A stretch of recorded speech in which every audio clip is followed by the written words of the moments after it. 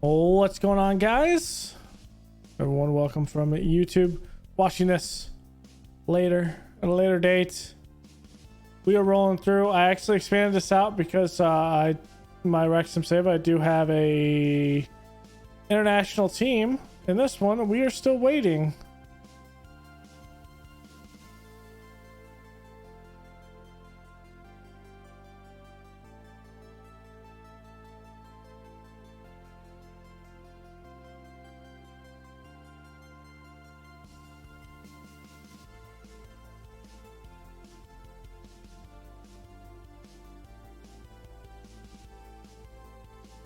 Still nothing. Okay.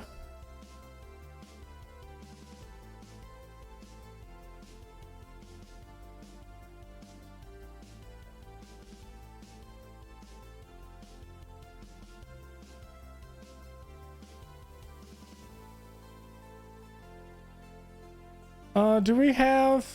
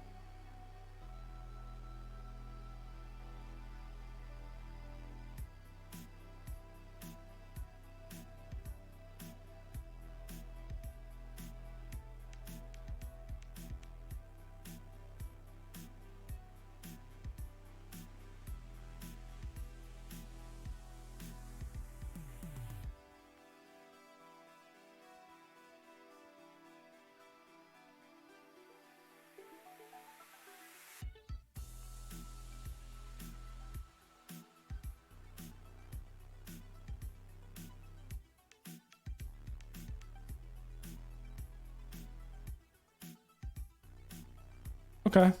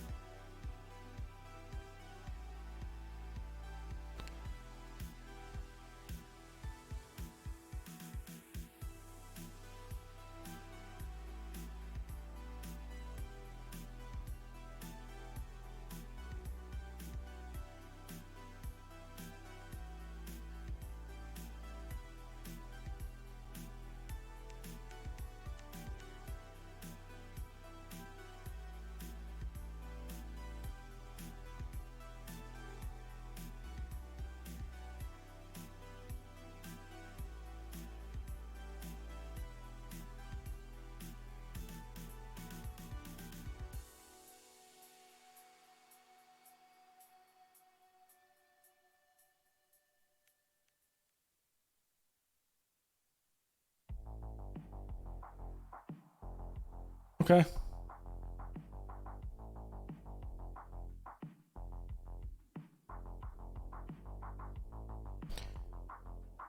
All right, let's keep going.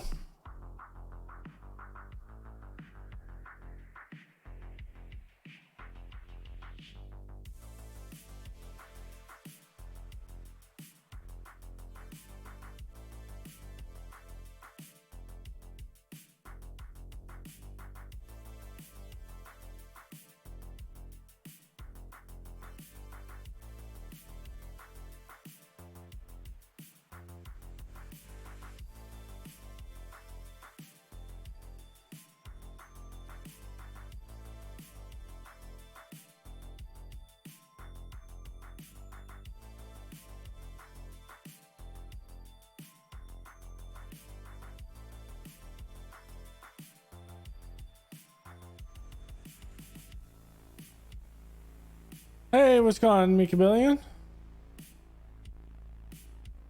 It's going. We're doing all right.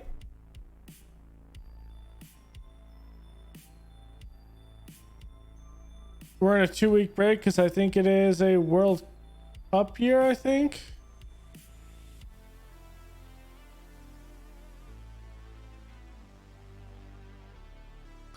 No, it is.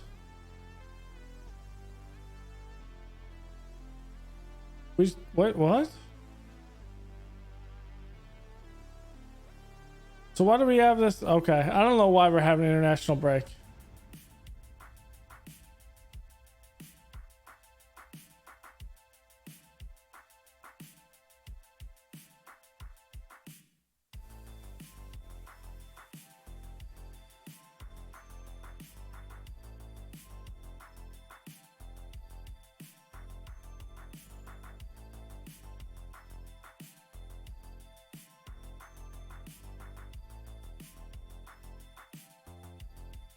I guess it's the Euro.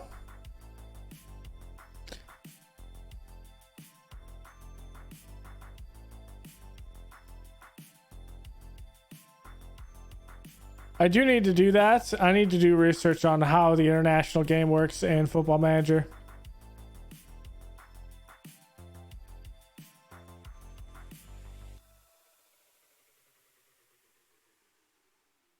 So we got a friendly, and then we are to Austria lesson now.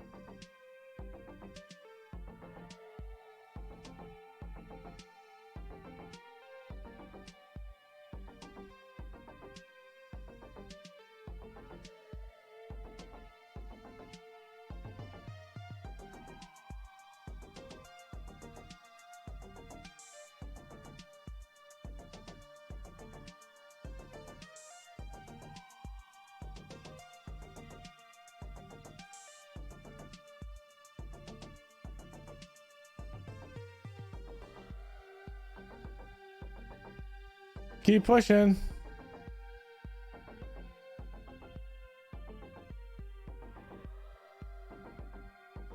How close? I think we're still 2 points. Or did they lose?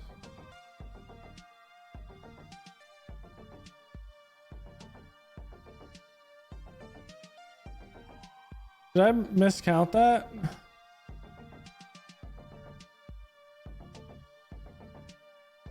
Maybe I did miscount. It is 2 points. Why did I think it was 22? I don't know.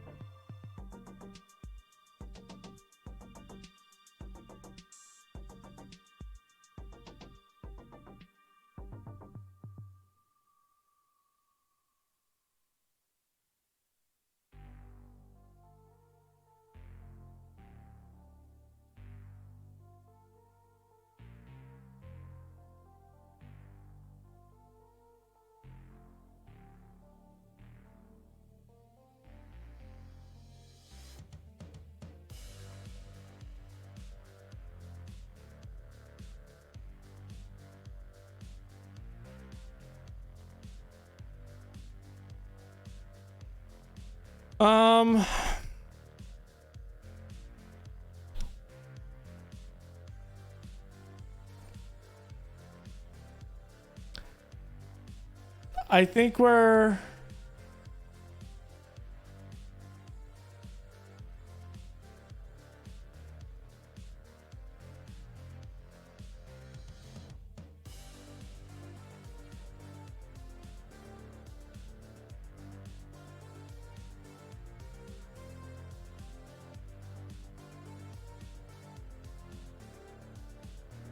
Can you...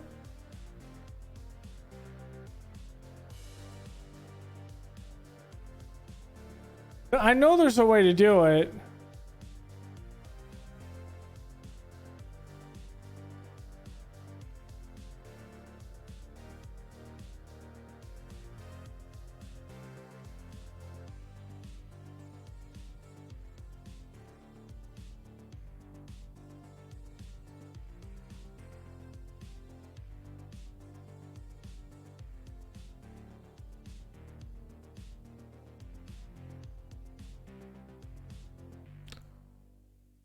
we're like 30.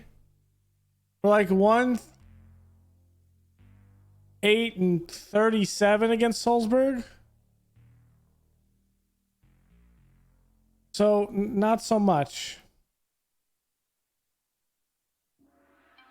They've lost 12 games in 8 years.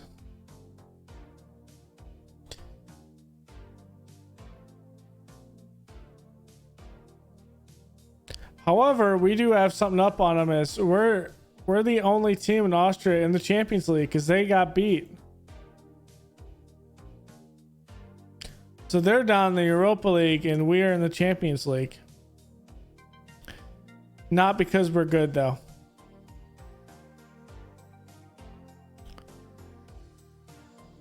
They had, I think they got knocked out in by penalties also in the cup game. We pretty much played the same teams as we did last year, but we beat them. The only one we didn't play again was Benfica. So it really wasn't all that difficult. So then there were teams that we were close, or at least struggled last year. This year wasn't really a struggle.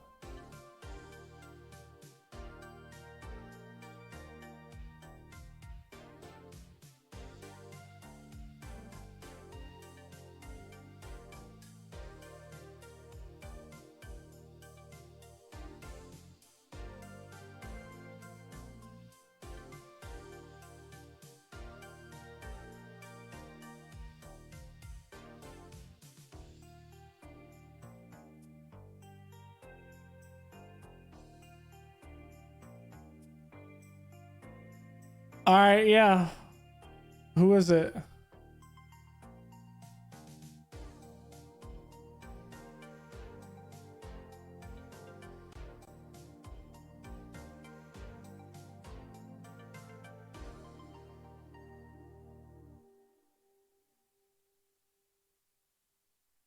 All right, I'll look.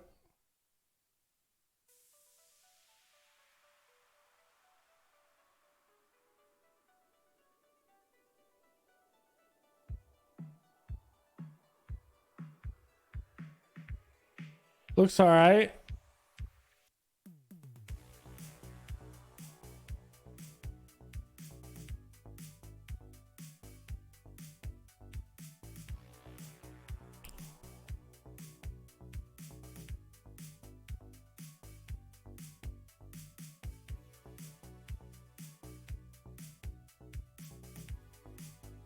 He's all right.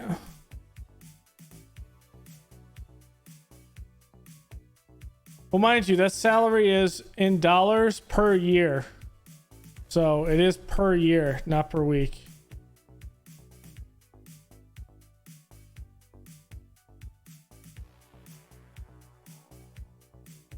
Yeah. Per year just makes sense in my head.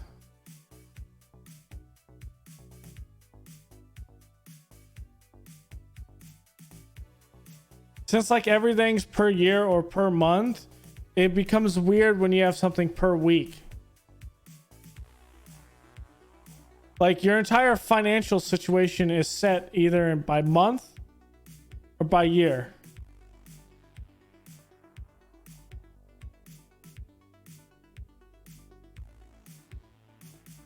Like all of this is by month or by year.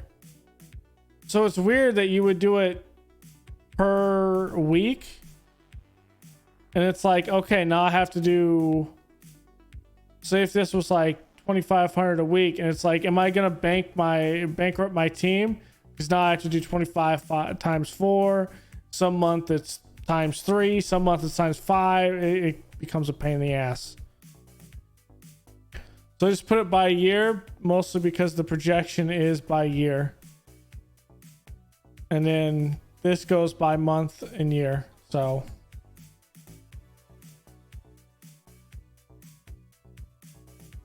all right, let's bully the board.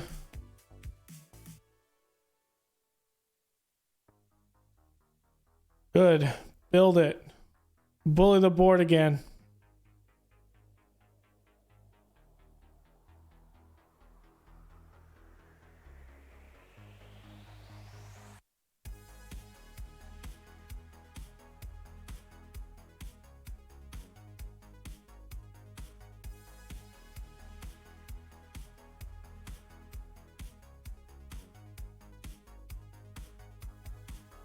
Yeah, I have a great relationship with the management. I just bully them into giving me what I want.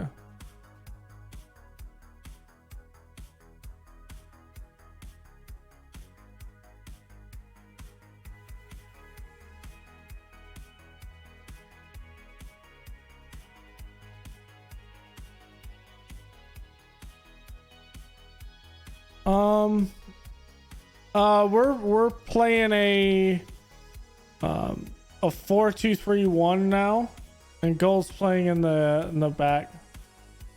We're kind of switching between him and Young Hong Jun from Korea. He's not scoring as many goals this season because he's more passing it around, but he's been decent in passing it, moving around.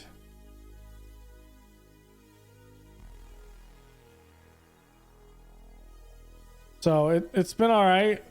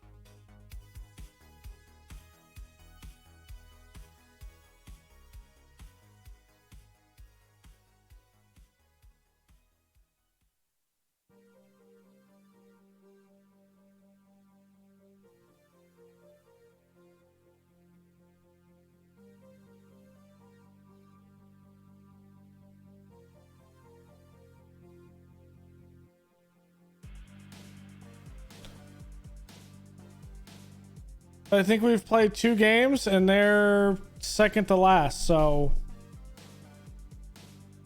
I guess we'll see.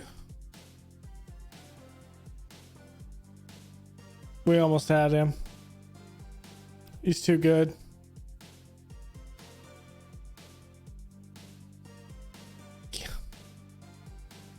We can't remotely afford any of those.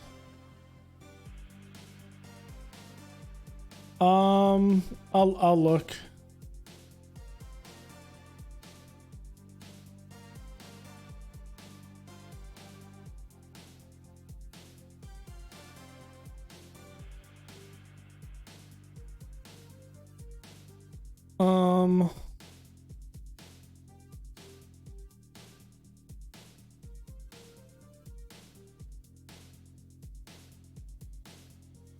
Looks like Barcelona, maybe. I gotta look at like this.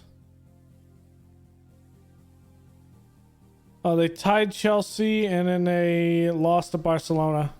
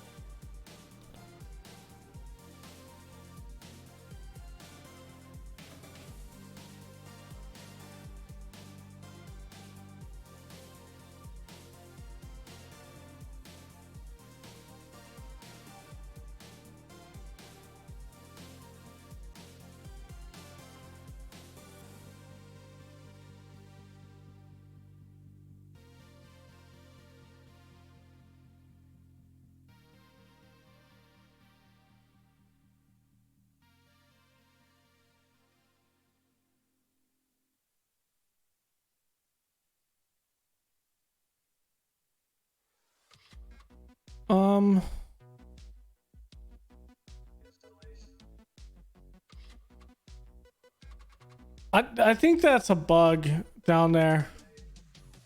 Maybe it's not.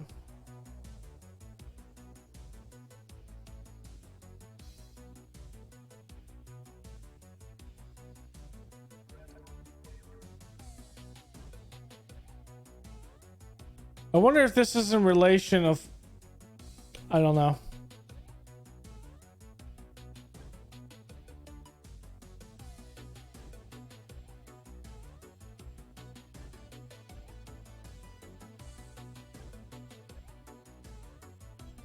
He's a middle defender.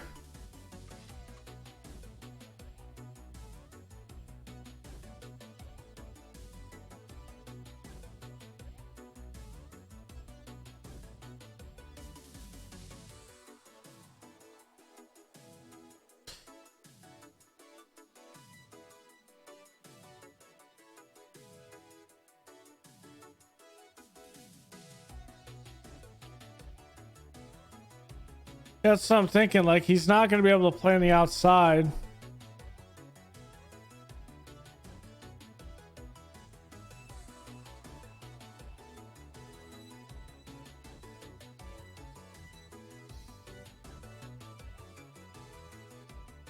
I don't know.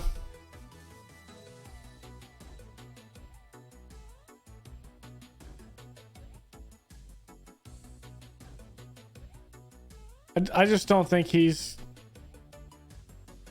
could play in the middle, but I'm just not comfortable with it.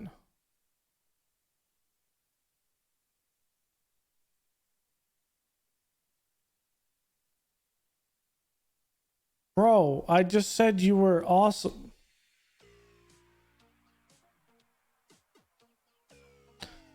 Oh, because he's realistic.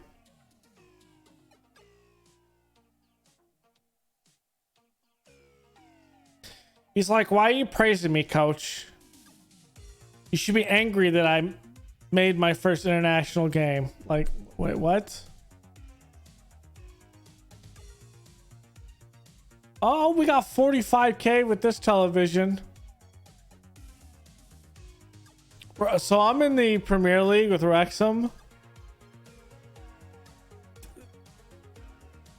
Bro, it's gonna be so easy to make. It's so easy making money. The television contract is 97 million.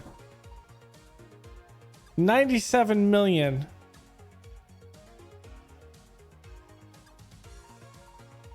And I'm like over here like, it's definitely easy to get players in.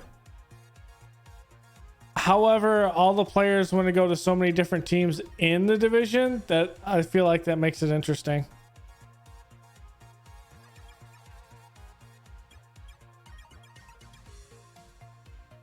Like right now, I'm playing and it's like I'm in a slow grind to catch up with Salzburg, and it's like what's keeping me back is money. I can't build fast enough because I can't make the money fast enough. So I'm like stuck waiting probably like 3-4 years before I can have my facilities kind of be there. Oh, look.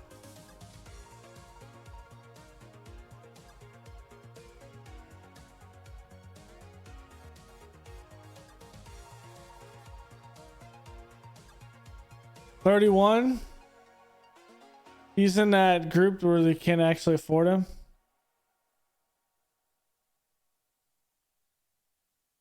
He looks decent. But like, for the most part right now, our finances are great. But it's like I can't build fast enough.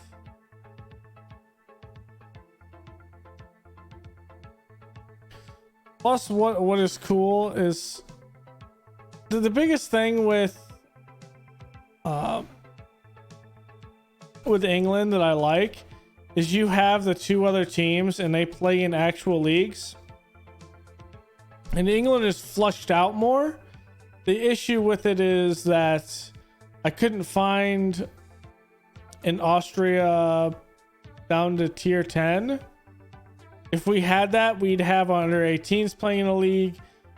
We'd have we'd have 2 or 3 developmental teams under us and we can develop. Right now we're not able to develop anything.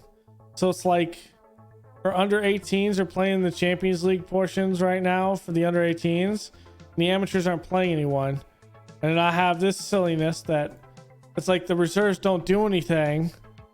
I'm doing an experiment of seeing if this can help, but I don't think it really matters at the end of the day. And it's like, that's one thing that I like with England is just this portion is flushed out more.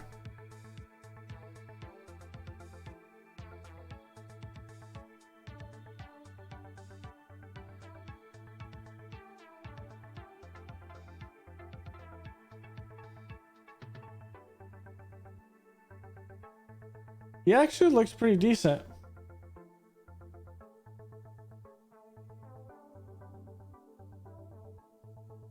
The only thing is, I looked at him and I wanted to buy him and I just could not do it.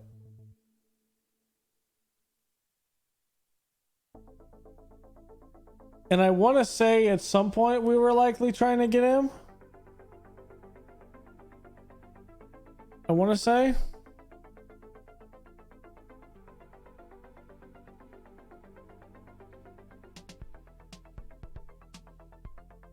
I think he did at one point.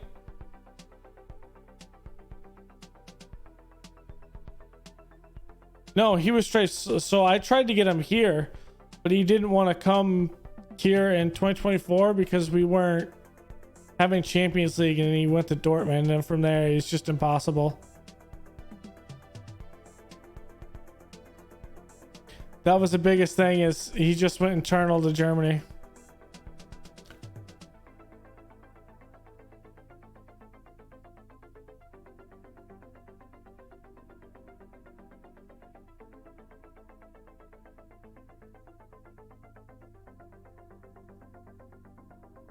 We have a couple of good players that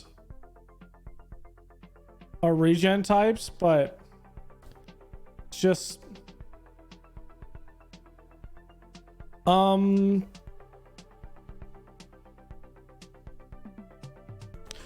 gens, I'm not sure.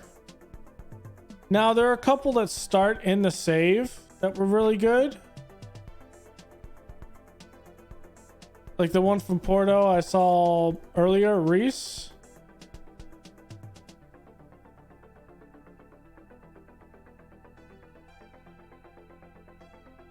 And I'll have to see if there's anyone from actually Austria. Most of our team are youngsters that we brought in.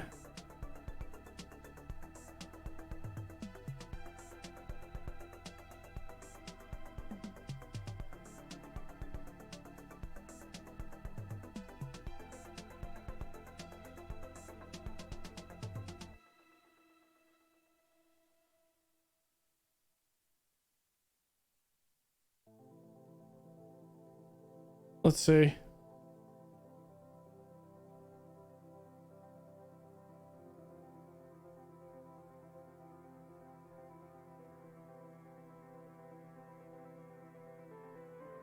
So Alligator probably is.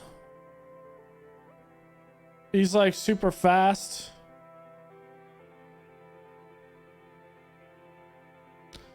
Yeah, I think there was a way where there's obviously a way we can bring them all up, but I get why it's not there, because you might have one that's like a realist and then you use the top option and he gets all pissed off. And Xander's an alright defender. Sucks he's just not fast, so we're using him as a ball playing. Like the guy that I said, Mohammed, what was this? What's his name?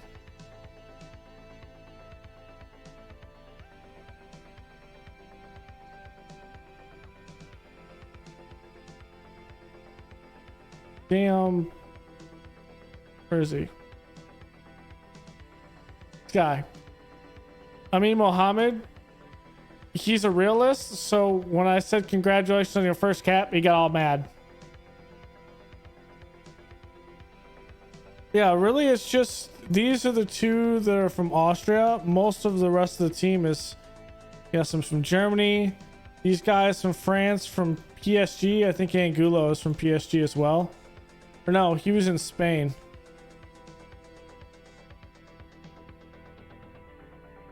I think we've got lucky where we are exposed to Brazilians who are connected to Salzburg. It's like Bruno's been here. Victor was at Sporting CP, so he's already in Portugal. It might be because I brought in somewhere. Like whenever I bring in a coach, I do the recommended sightings and then they just recommend people they know, no matter what their ability is. And so that's kind of how I've gotten some of these guys. Like one from Denmark, Germany, Hungary, a couple from Italy. Italy has some great midfielders. I don't know what it is. The midfielders from Italy are always so good. Korea, two from Morocco. Arabat was actually released by Salzburg and we brought him in. He's not like particularly amazing because he's 34, but he's done some stuff for us. I'm still, the board won't do anything past Central Europe, so I could, but I'd just.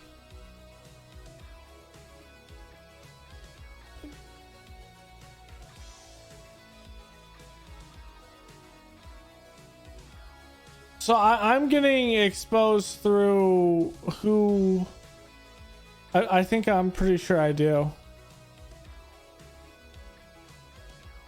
And then US, because naturally somehow I know the US ones. I'm pretty sure. Or is it staff?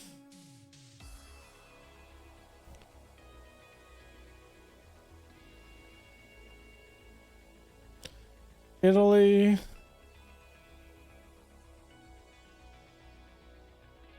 So here's Europe.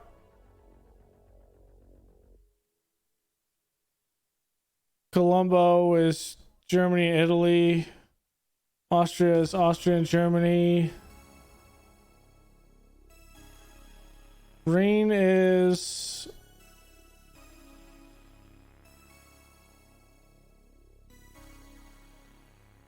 I don't know what Reigns is.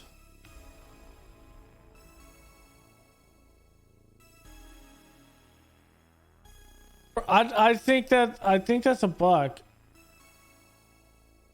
See, wait, what?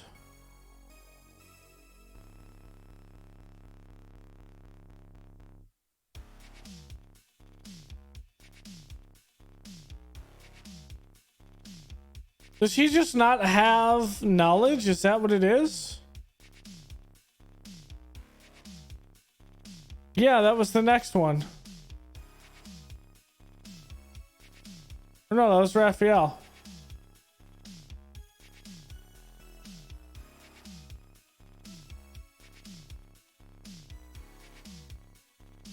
He's been a scout. He's been a director and he's been a scout. So he has been a scout.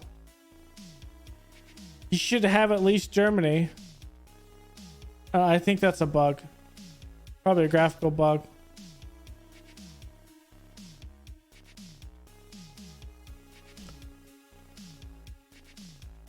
Okay. I think what it was is it was this. Our assistant coach knew of players in Portugal because he was assistant coach and he played in Portugal and Porto and all of Portugal and Italy and stuff like that. So we see a lot of players that were in Portugal from him. And then I think there was one.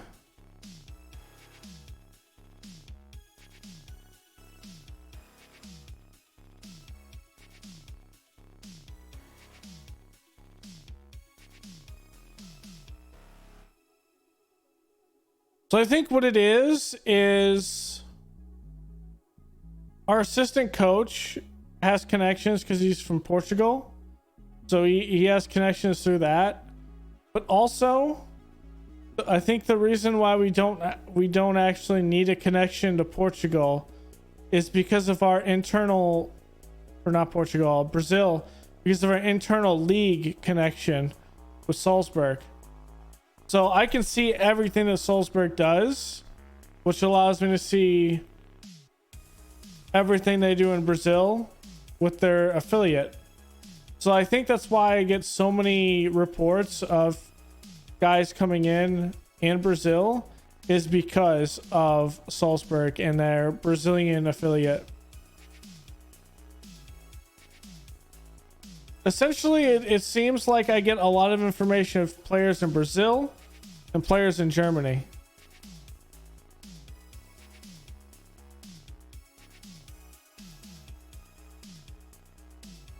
So it comes through Salzburg, but the team, their affiliate, plays in the top tier in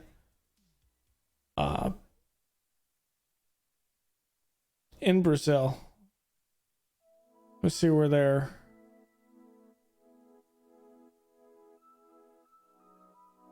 So there's two. I get information from this one of whoever's in that, but also I get information from this. But also their reserve team and their under 20s. I don't know what it is. It just might be something there's a connection. But I always get reports from players in Brazil all the time. It might be some back end thing because of Salzburg.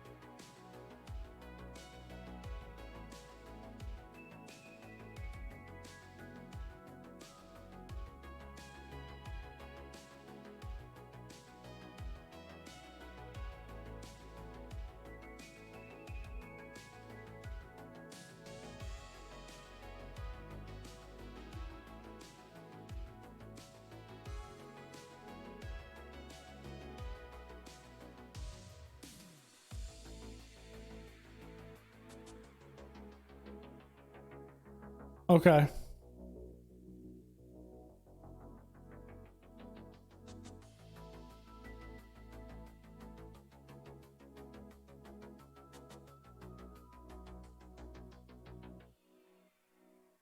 Okay. I feel good.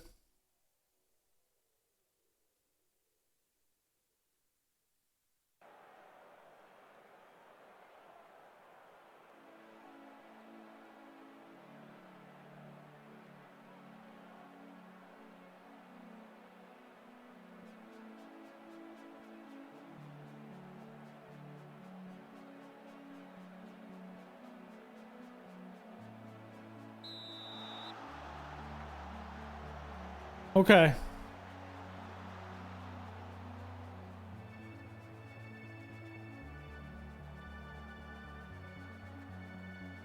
Why?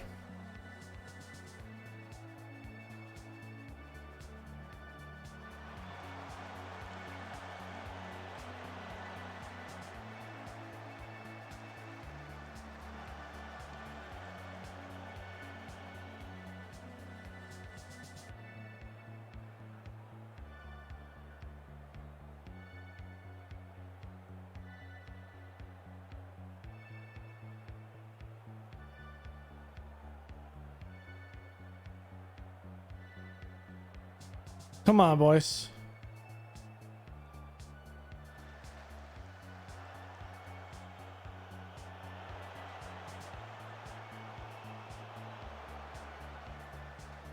Let's go. Oh, come on. Give him a card.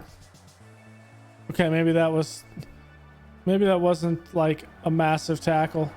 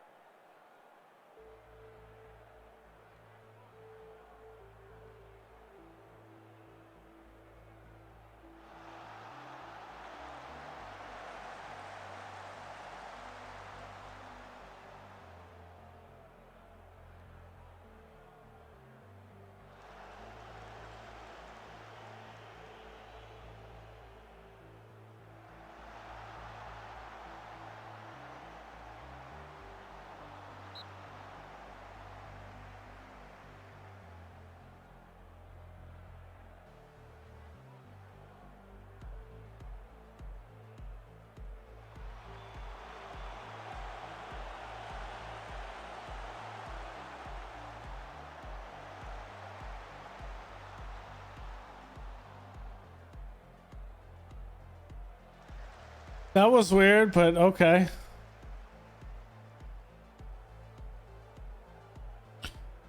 Ooh, what a good ball.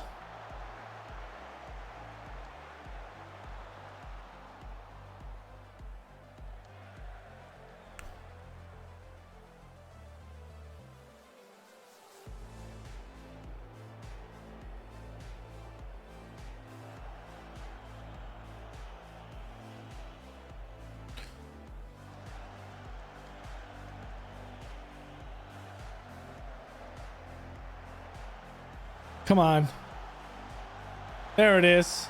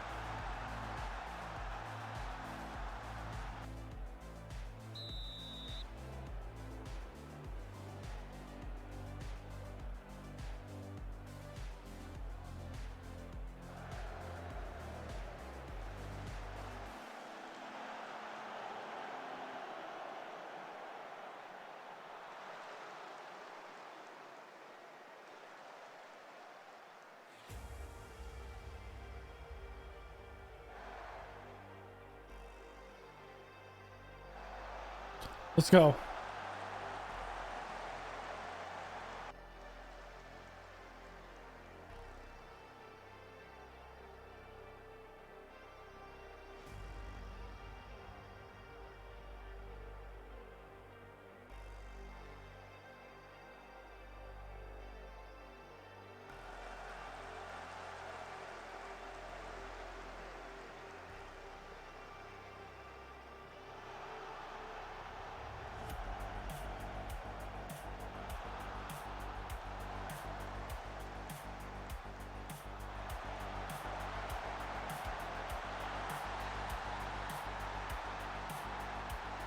What?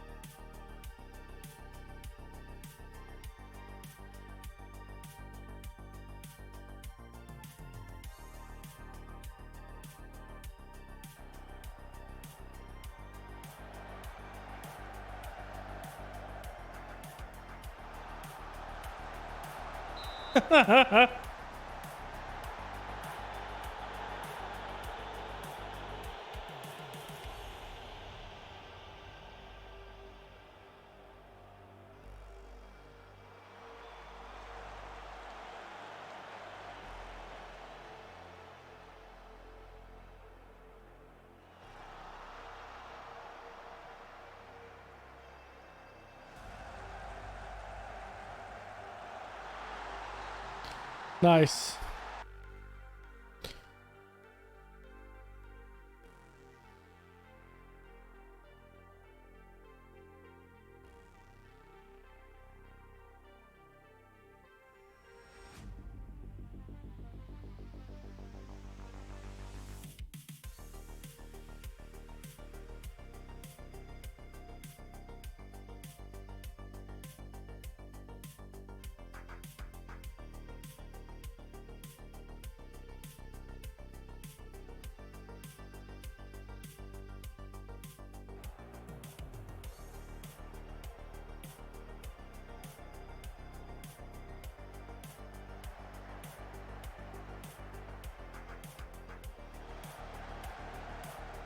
It was deflected. That's why it was weird. It was deflected. I was like, that seems like a weird angle that the ball would take. Makes sense now.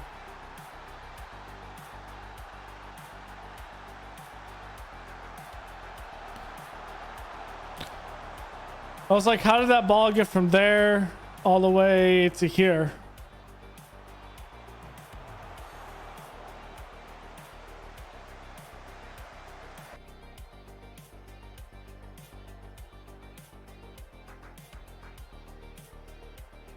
They've only had 3 shots and none of them were on target.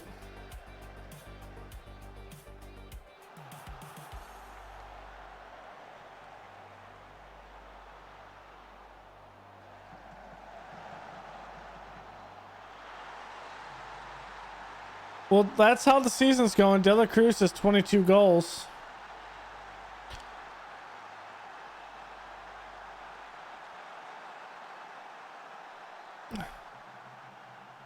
And this is why I am definitely having fun, more fun in England, because I don't think it'd happen. But we're at the point where, like, we're in between. Like, Salzburg is still up here, we're right here, and then everyone else is still below.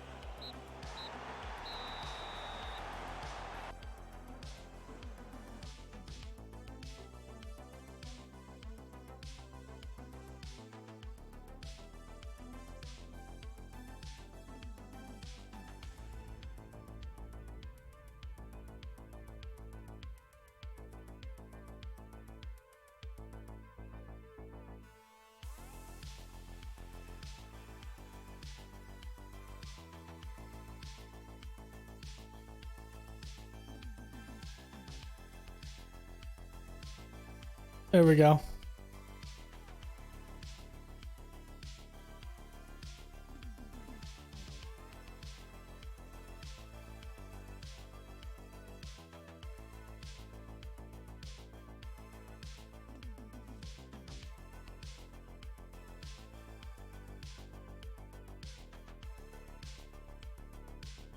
Okay.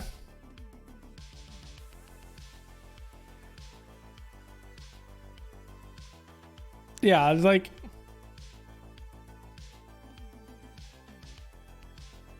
it's only close because of the tie there in this loss. Otherwise, Salzburg would have 30 points.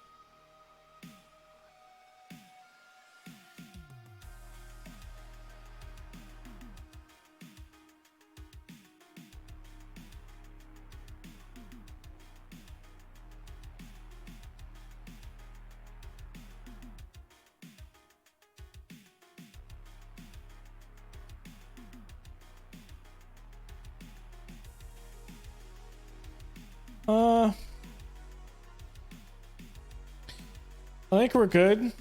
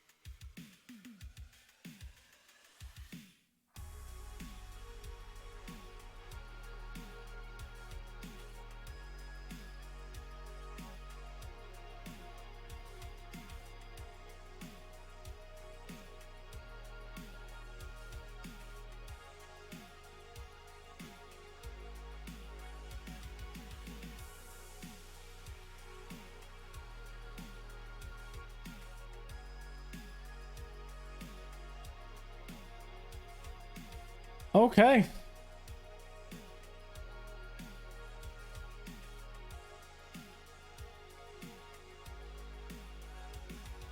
He's good enough to play. He wants to play in the Austrian.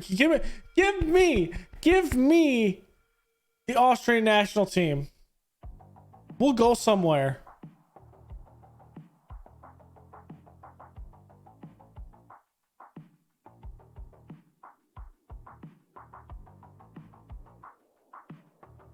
Oh, I remember what I was going to play now.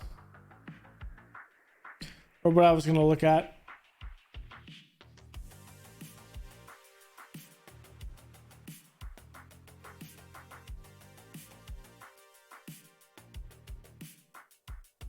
So he has 15 and 11 games. Okay.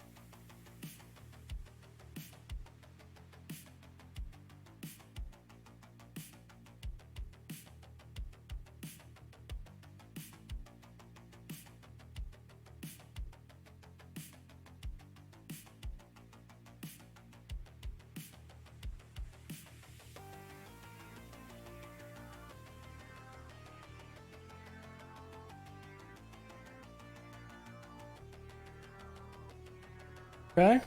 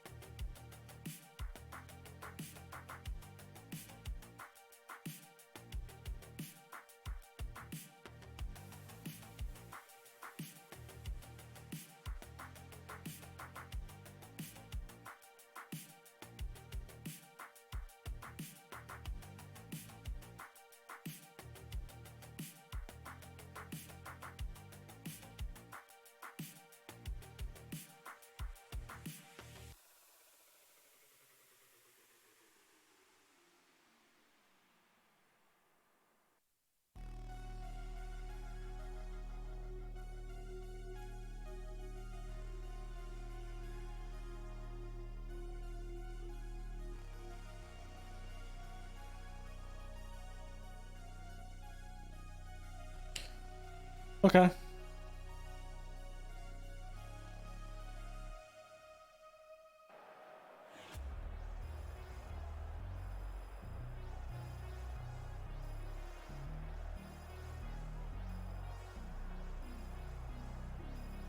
Okay.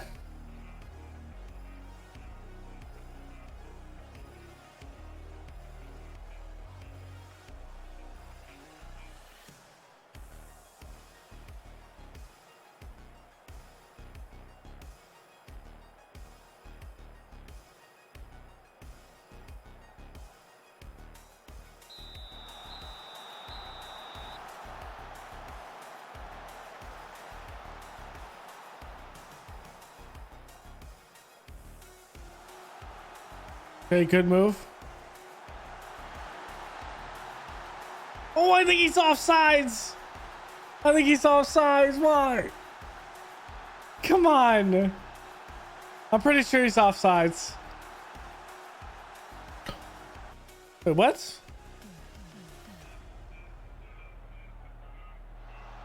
Did that not go off De La Cruz?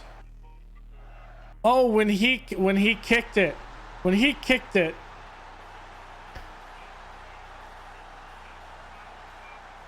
Oh, okay. I'll take it. Some of the stuff in the match engine is just funny.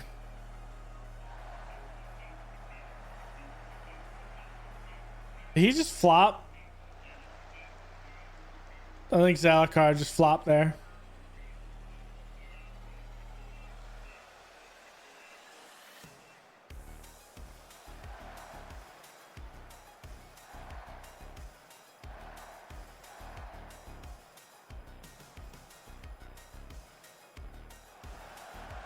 Oh, damn. Okay.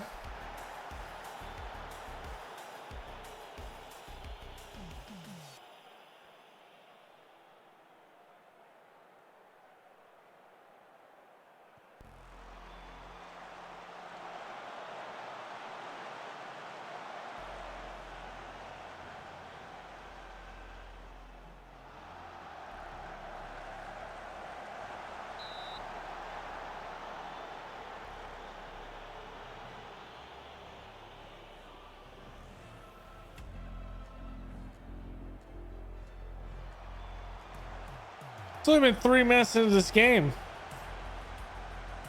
We've had highlights the majority of this game. Okay.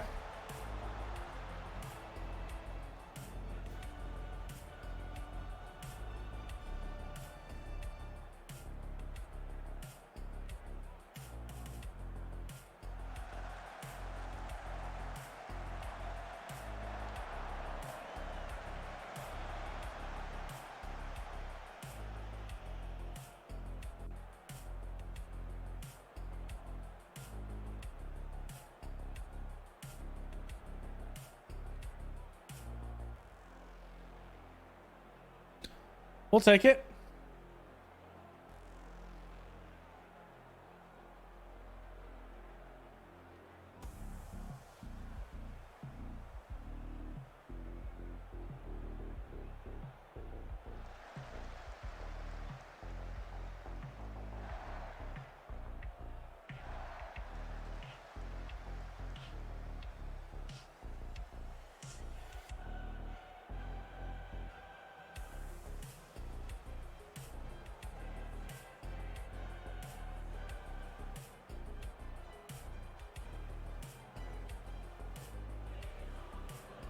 Please don't do it to me.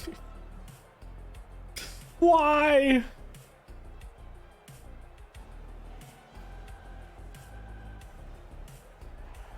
Even the announcer's like, that's surprising. How close was that to the actual box?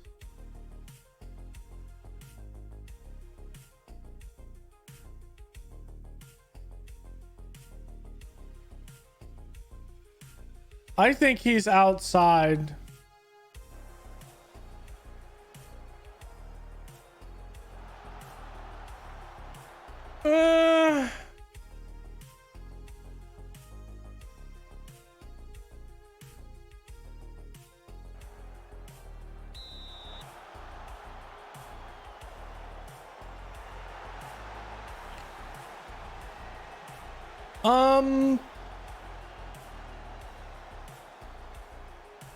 At first, yes, but ever since I took out the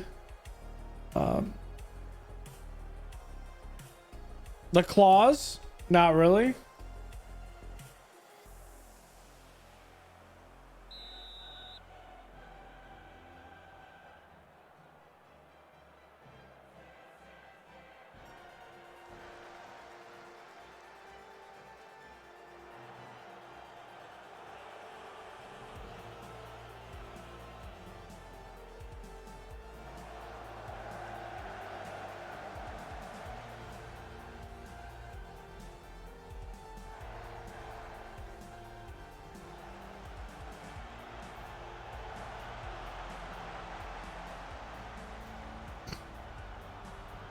Okay.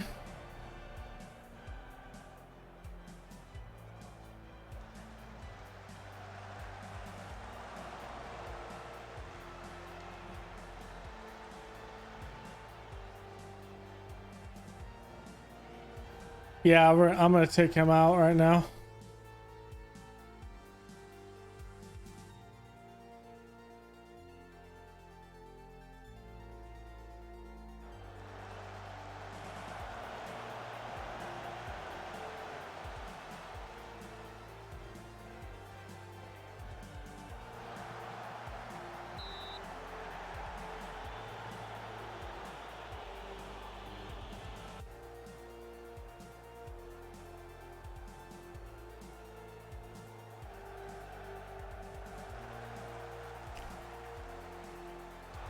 Ooh, what a good save.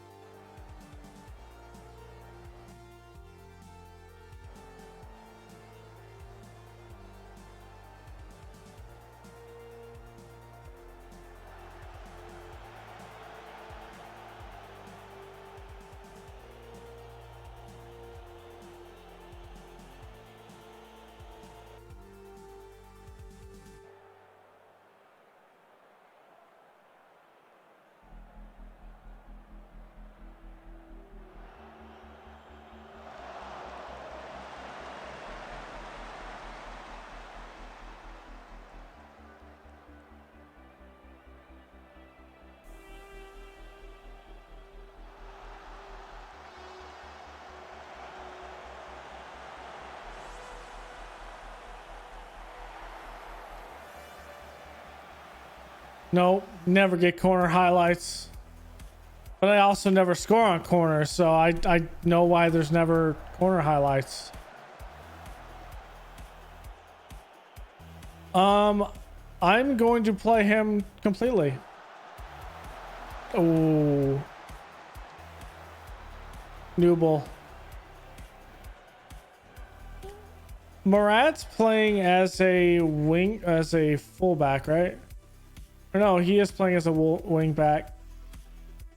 Maybe it would have been smart to sub him out.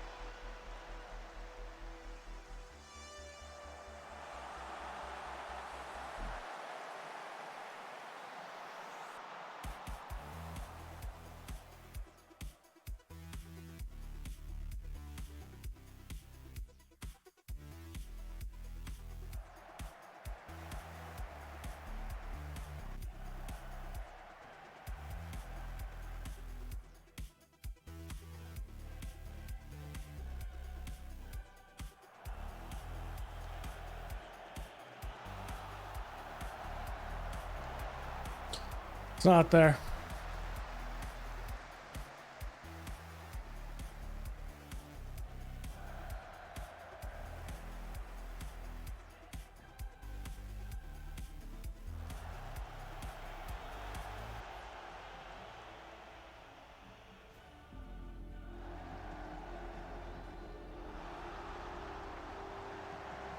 Don't do it to me, Football Manager. Let's go. Let's go, Strijic. Oh, what a good save.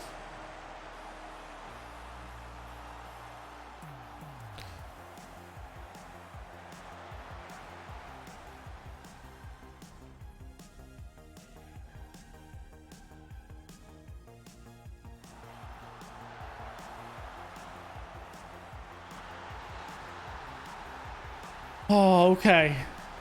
I think that's a win. As long as you don't screw it up. Plus, I wasn't worried about this because I think we have like 8 or 9 days for the next game.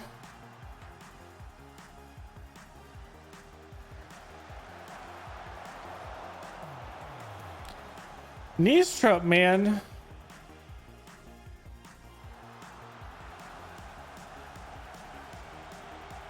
Well, now you know how Leipzig lost against Chelsea and Barcelona.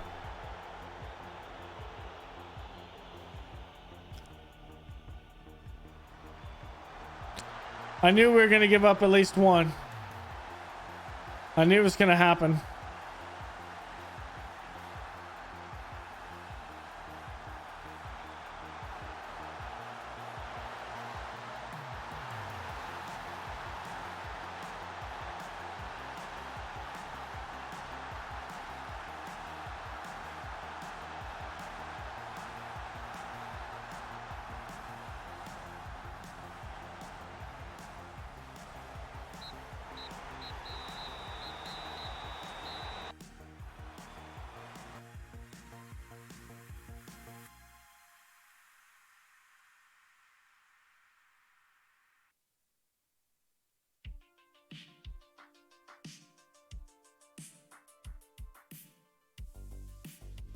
Okay.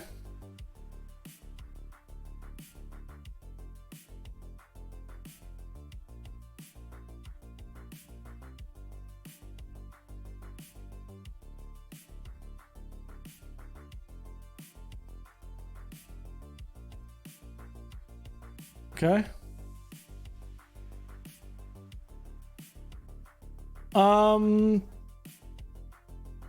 I do, but it's just I've changed it. I don't know how many times, and it doesn't matter. So even with this, I've flooded the box. I've had people at front and back post. It doesn't do anything. So I just started playing like this to where it's always going to be headed out. So I play back and then I just feed it back in.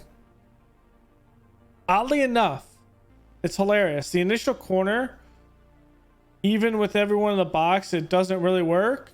However, I actually score a decent amount of goals from the ball being fed back in, because I think what they did is in order to nerf the set piece corners, they nerfed this. They didn't nerf you being able to feed it back outside and in. It makes no sense.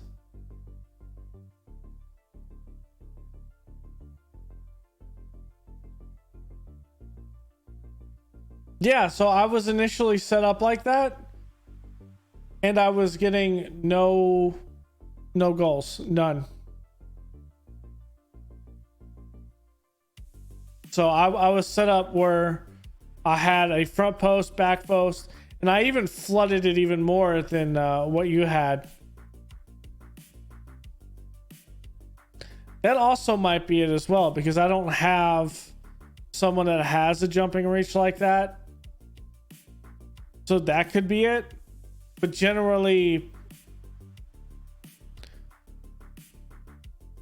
to avoid the set piece nerf that I have, I just feed it back out, because it's normally headed back to one of these players, and then these guys feed it either wide to, or this one either with Angulo brings it out wide and crosses it back in, or if it comes out to like Zalakar or Gold, they play it back over to Neves, and Neves feeds it back in, and I score more goals that way.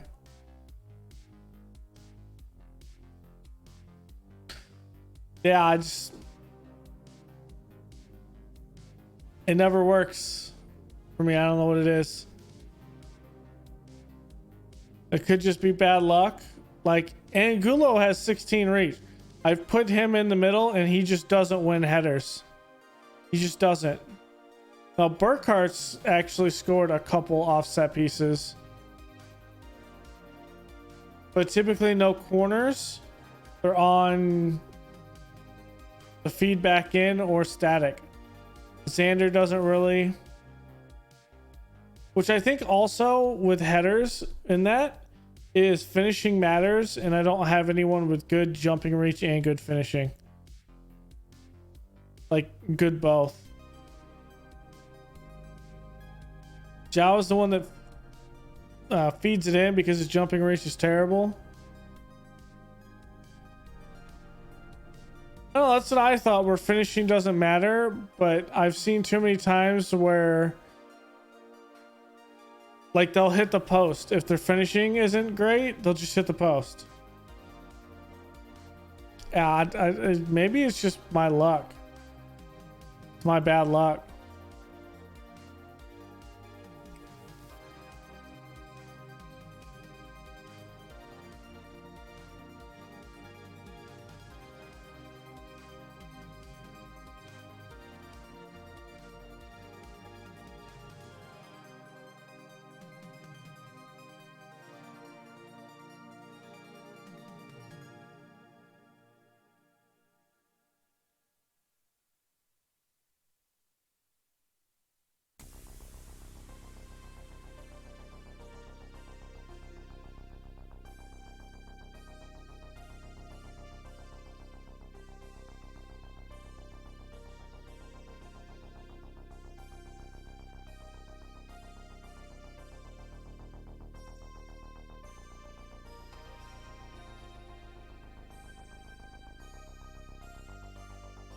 Okay.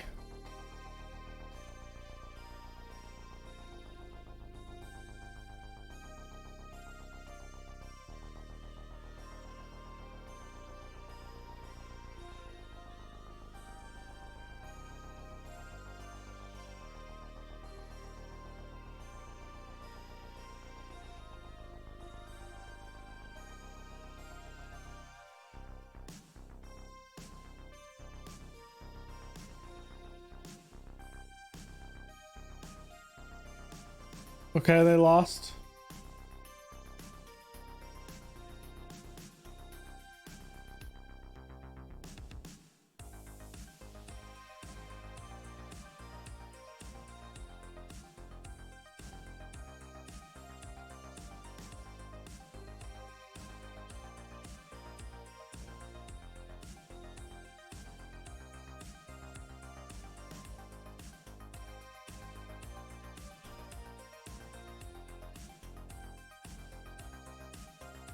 I want someone who's just gonna build this club.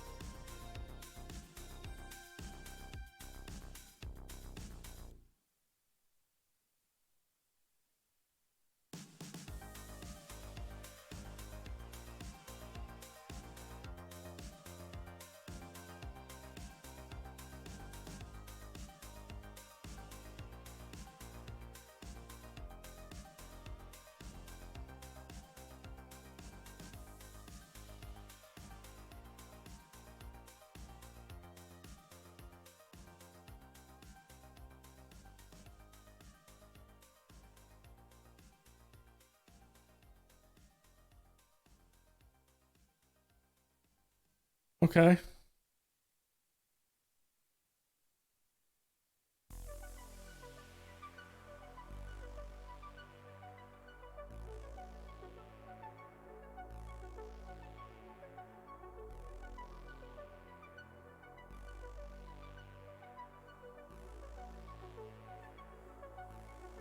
Okay.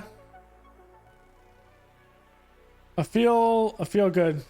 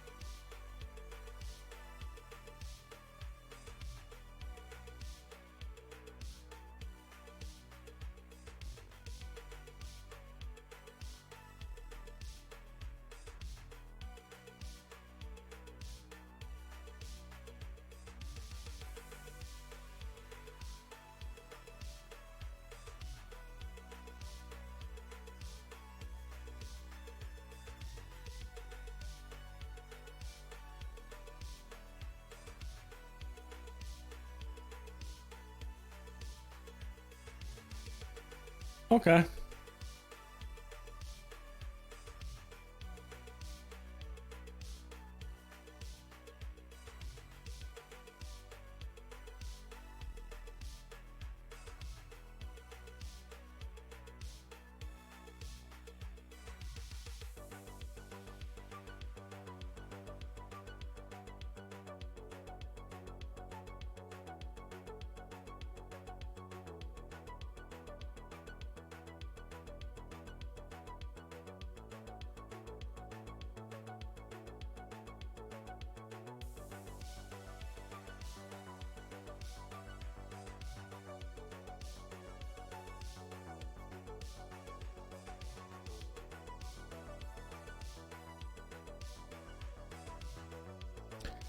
No, that sounds like a possible bug.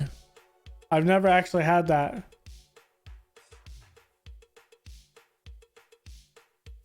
Not for everyone, that is.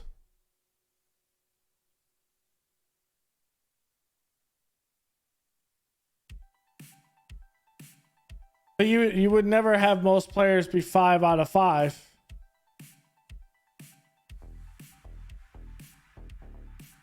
I don't think any team would be 5 out of 5 with most of your players.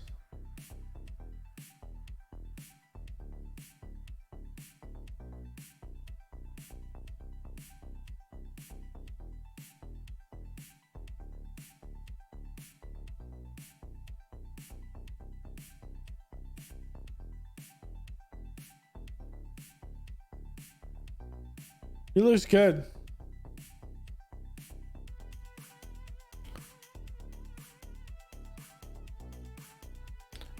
I could probably afford him. No, he doesn't want to. He wants to go. He wants to keep on playing at Toulouse.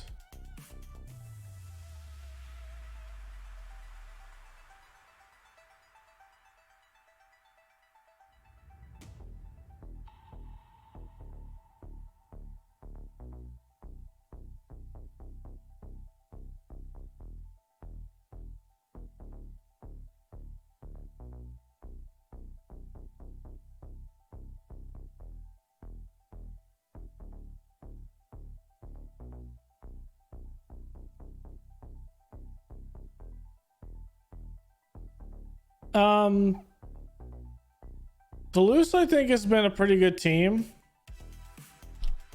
in France. I don't know how to spell the Liga. There's a U, that's why.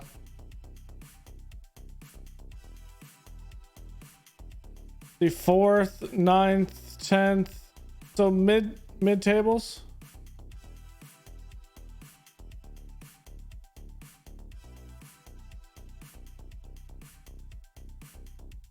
I don't know. Maybe they haven't been great. But I think it's because of this. They have better training facilities, stuff like that.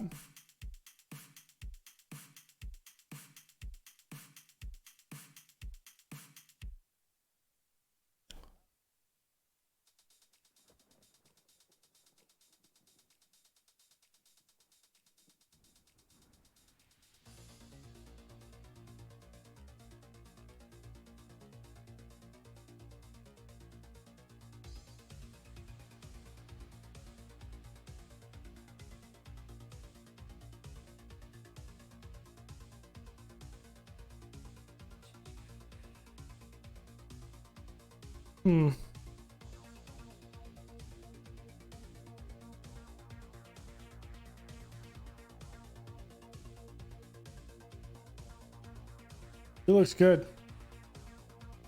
I don't think he can get any real, like, make it better. I think what we have in Nice Trip is better.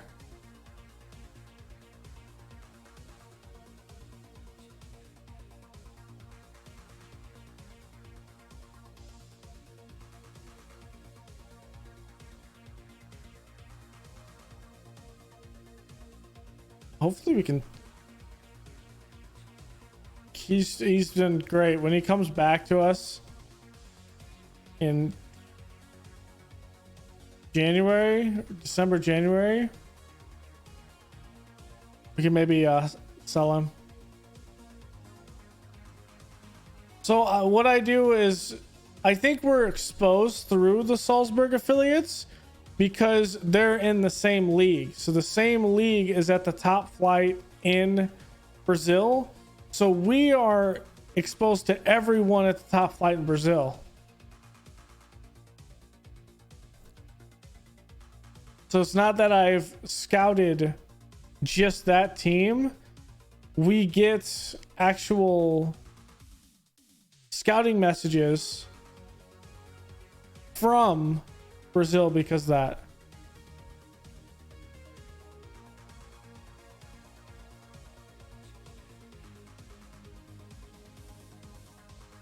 Because a lot of them are included in our range. Like, we have a bunch of random guys that were out. Like, this guy was in Germany. Even though I didn't have scouting in England at the time, we have followed this guy from his move into England and in Saudi Arabia. We're so deep in the save at this point that we are completely out of where we are, and all these players all over the place. Like this guy he was in Argentina and Mexico. We've known about him, so I want to say 2028, I think. So we've known about him since he was like 19 or 20.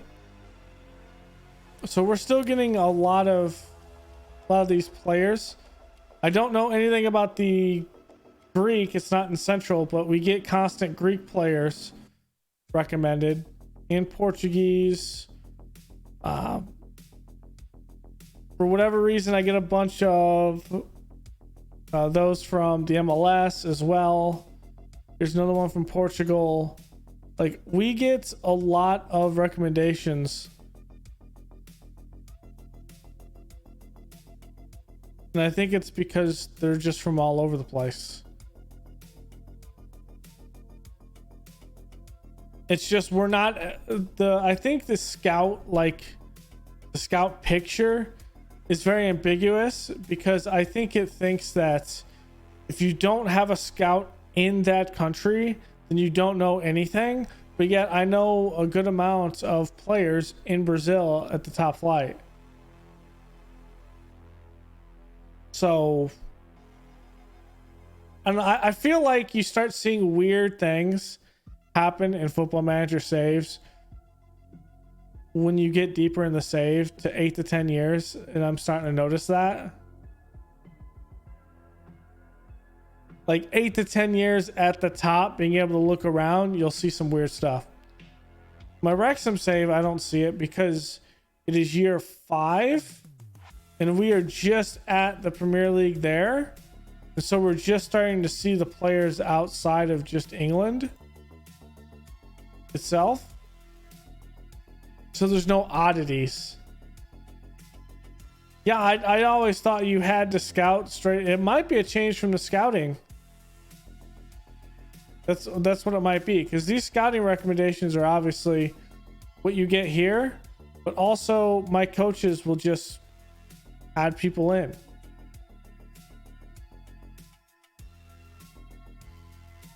Like I'm not scouting the Spanish league at all. I get Spanish players all the time too. Like I have tons of Italian players in here as well, and I don't think I am even scouting Italy right now. No. So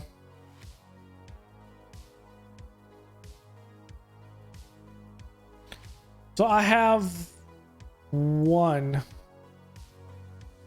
maybe. But it's not just them. I think what it is it goes not just scouts, because we have one scout that knows Spain, just one, but we just hired him. So those guys, we've had that list for the past 2 or 3 seasons. We brought him in literally this season.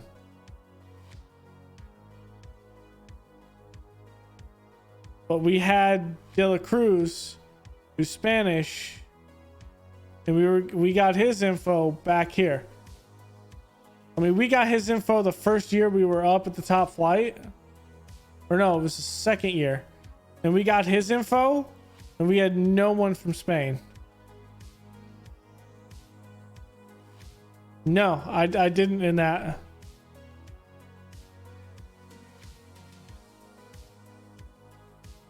So I think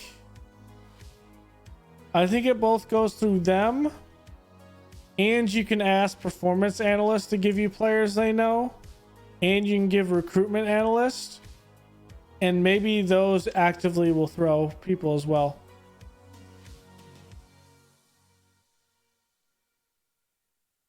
Yes, however, they're included in Western Europe, I think. Let me wow, what am I doing here? So I will grab world just to show this.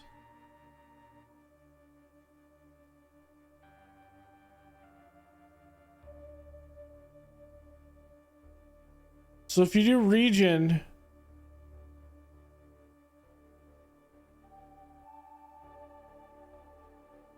just go by.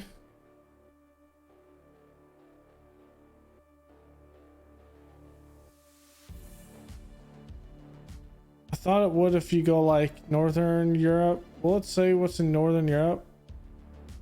It won't actually. I thought there was somewhere where you can see it.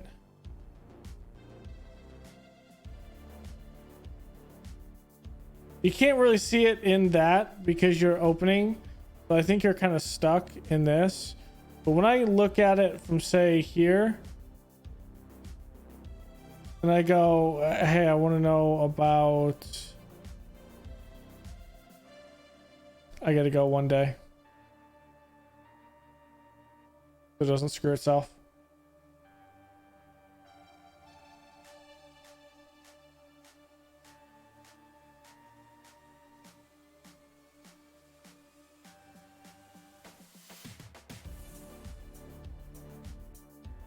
So this is all I've had. This is the widest I've had access to. So Central Europe is just these countries.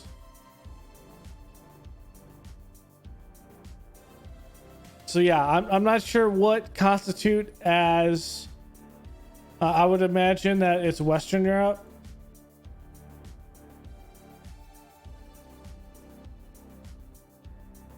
I don't know why they're not organized in this way to make it easier.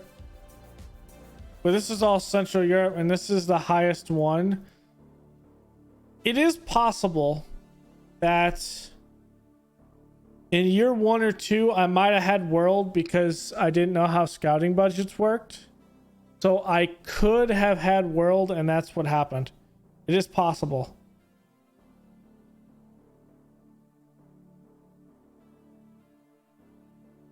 But I don't think I did it. I think I was experimenting with that in the beta. In the original save, which is why I bankrupt myself and then got fired too. I don't think I did it in this one.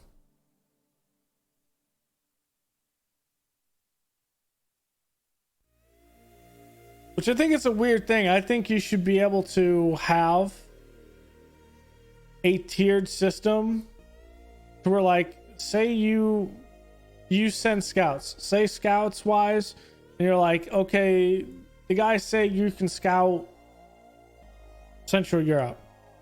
I should be able to have a minimum ability to see everyone else, because it's not like if I see someone, like, no one goes physically to games. But let's look at it this way. So when you're evaluating a player, you can't evaluate all the players. It's just not possible. You literally cannot be in every single game. So you would have videotape. You'd have tape on all of the players. So I think it'd just be cooler to have if say it's like, hey, here is, the team will allow you to physically scout in Central Europe.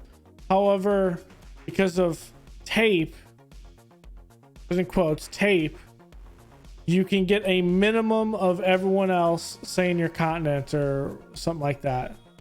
It would just make sense to have something like that, as opposed to saying, oh, you can only scout in Central Europe, so you only have knowledge of players in Central Europe only, and you're like, bro, I have a TV I can just turn on and watch someone from across the world.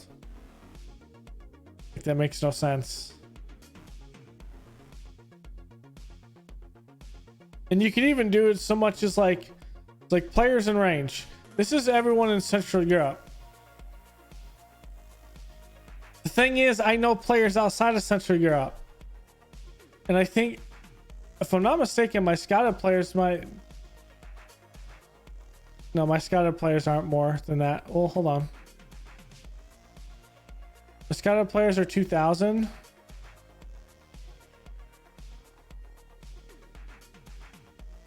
There's 35,000 players in Central Europe, but I know players that are outside Central Europe.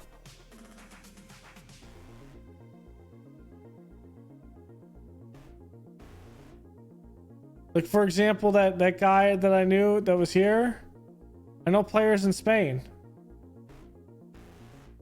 This is probably the best new gen for Austria right now, I would say. Yeah, he's ridiculous. So he's one of the key players. Sabatzer is just, it's because he's a captain and he's been there for that long. And then, like, C-Roll's a real player wise, he is the top player for Austria, without a doubt. He was playing for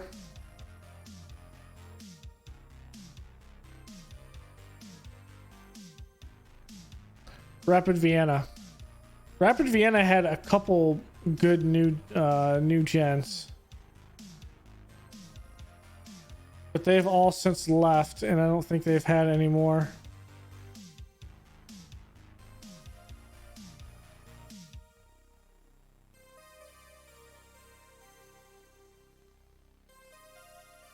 Let's see, where did they end up going? One went to Germany, I think.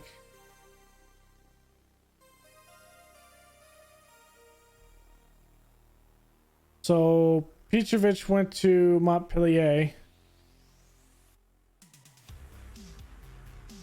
So he's not too bad. And then there was one more.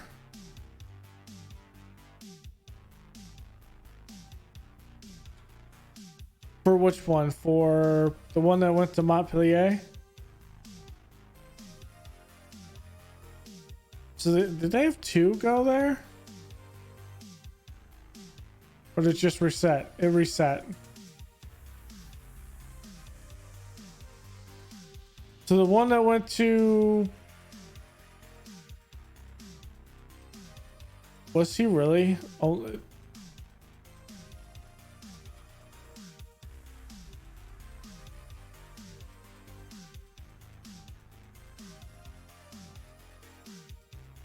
Oh, you're talking about... Yes, hold on. I do want to look at him.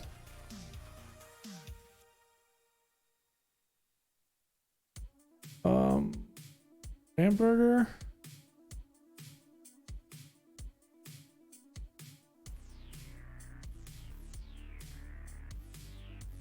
Lauren Hart, here he is. I mean, he's not too bad.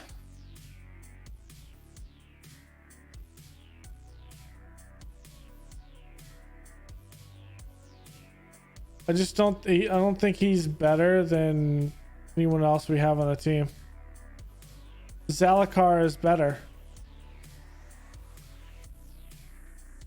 It's like he's here. Stryjek's just as good. But I think Zalakar is better. Now Zalakar is better because the guy's an absolute monster. Zalakar is going to be better. Consistent performer. Hits ball sweetly.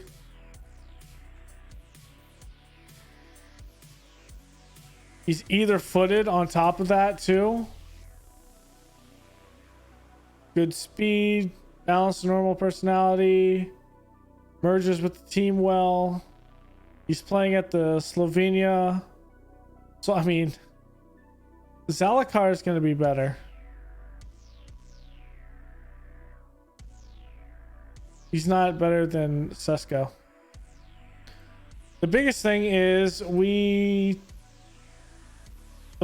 some of the players that I did like, I'm gonna look at Lask, are on Lask and they're our rivals, so we can't pull him.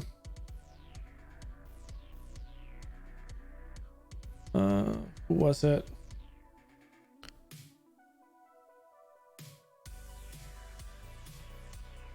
I think they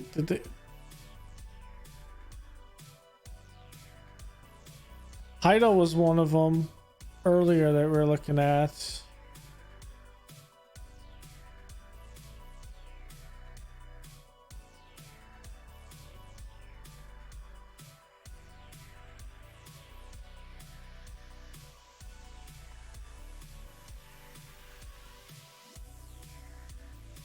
There was one that was really good that was on Lask that I couldn't get.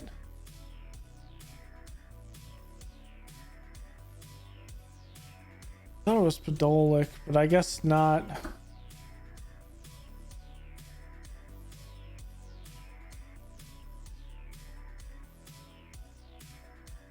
But yeah, we can't get him on there. And then now we're to the point that Salzburg considers us borderline competitive rivals, so getting anyone in is almost impossible.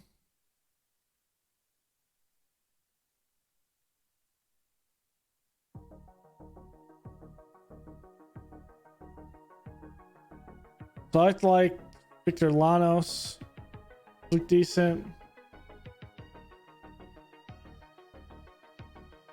The best guy probably playing at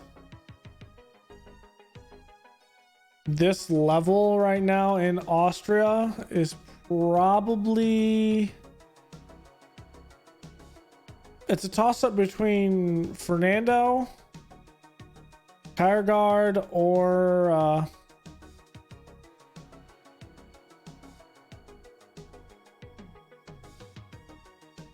Kamari. We tried to get McTominay in they like between 200k and 2 million. They wanted like 6 million for him, and then McTominay still didn't want to play for us. So that's the biggest thing, is we're in a spot where can't do anything. However, I think if we win the FA Cup, that's gonna internally do something, because Salzburg was beaten, so we don't have to worry about it. We just have to win games. They were beaten by, I think in Striffering. I think. Can I look at the competition review?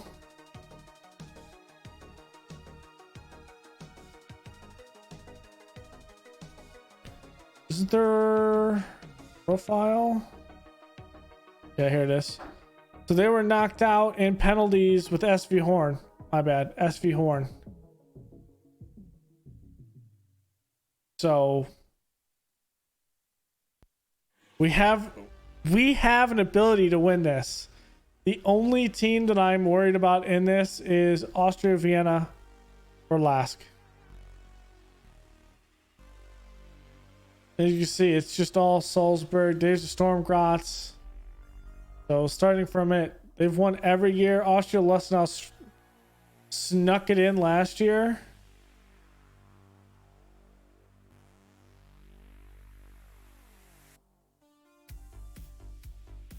I don't remember where they beat.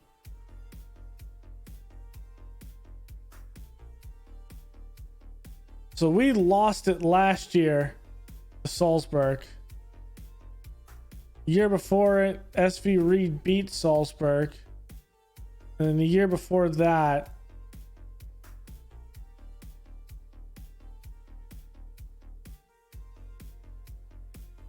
oh, this one's much cleaner. They lost in the third round. Yeah, they lost in the third round to Storm Graz. And every other, oh, I like this. This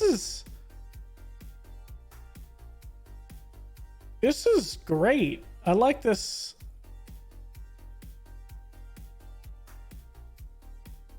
I like this. This is amazing. I can look at it by a tree. I never really noticed that. And then you can look at it in the second round and see the entire round.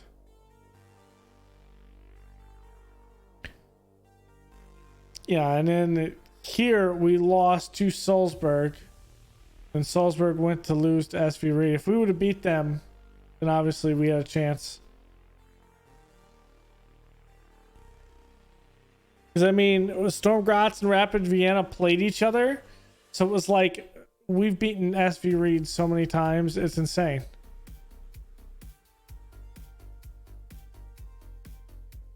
Is there a way that you can look for certain teams? I know there's a way. It's not in records.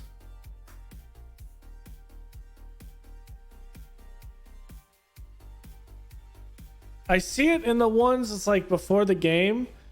You can see like the history, the match history. I don't know. I don't remember how you get to it from there.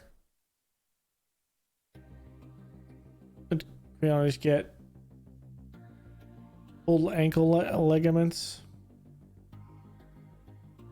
He's coming out anyway.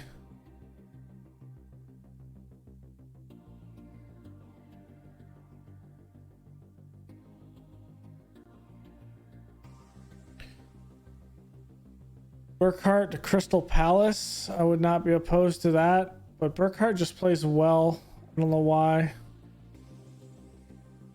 I would not be opposed to Angulo going to Wolves. That would be nice.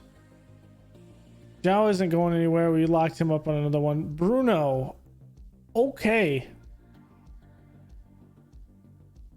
If someone gave me like 18 or 20 million for Bruno, I would do it. Even though he's a model citizen, I just don't think his mentorship is really doing much for anyone. I think we've made De La Cruz angry once. Because I think United wanted him. And we said no. It wasn't Man City. It wasn't Arsenal. It had to be United.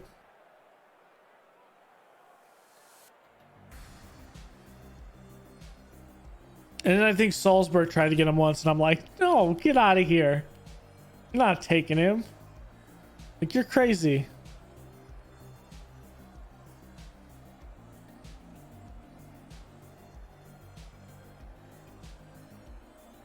Yeah, I said no.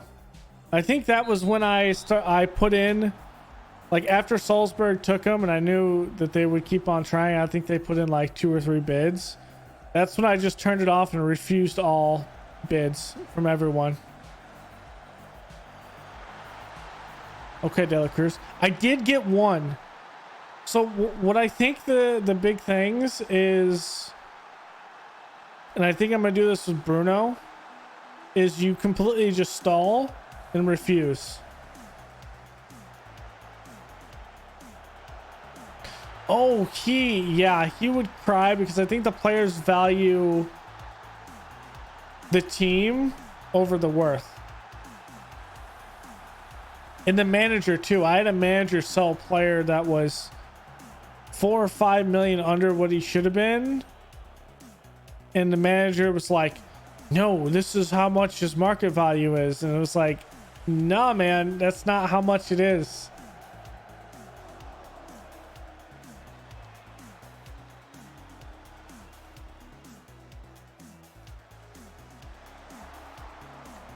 Which I think it's only messed up like that because it has a back end like bid system integrated.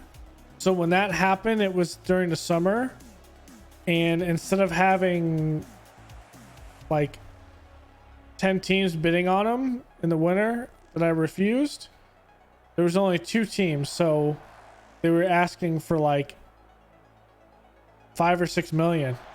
I said no, and then sold them later on in the summer after the season started for 29 million. So at that point there was about 10 teams vying for him. So, and that's the only reason why we have so much money. And that was Edmir, another hilariously enough, another Brazilian youngster. I don't remember who we sold him to.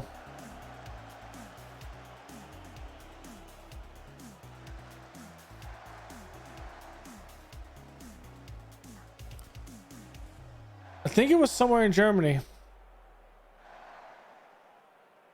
don't think it's Bayern.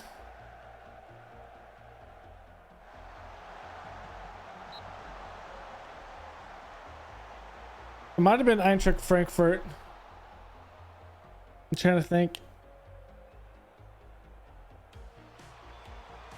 Ooh, Sander almost had it. I did have a funny thing happen to where Gasper, I sold him 4 million. 4 months later, the team released him that I sold him to. And then I signed him on a free.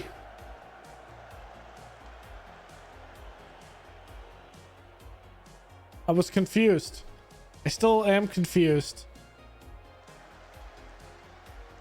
And then the board got angry. They liked that we sold him, But then the board got angry that we got him in on a free. And his salary was less. And they're like, why did you sign a player that's just not good enough? And it's like, well, you said he was good enough before. Get to the Cruise again. I mean, this is a team that's not even... Are they even... They're... Okay, they are in the first division. So they aren't completely worthless, but they're close to it. Okay.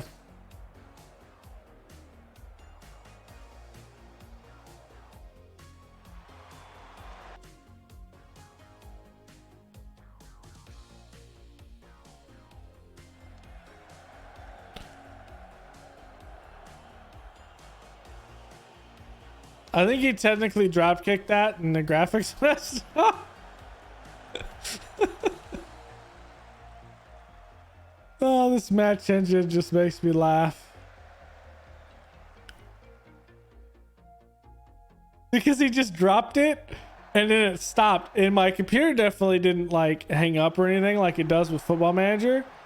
He just dropped it and he took some steps and then he kicked it and it's like, okay.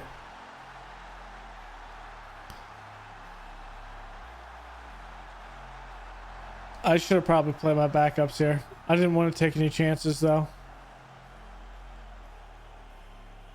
Should have played my second team.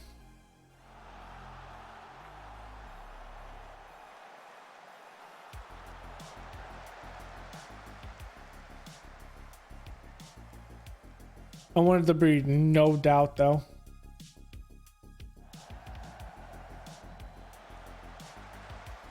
I did have to fight with a wonder kid that wanted to be sold, and we finally had to sell him. That was one of the sad things. Because he said our team wasn't strong enough. Then he went to a team that's not even in the Champions League, and I just laughed.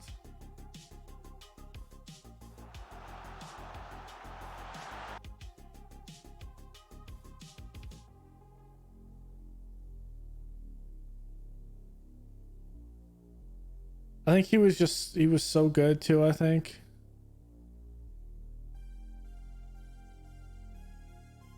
Yeah, he was getting all these bids from these teams. Okay, Aston Villa does have European. But they're in the Europa League. Yeah, he was so good.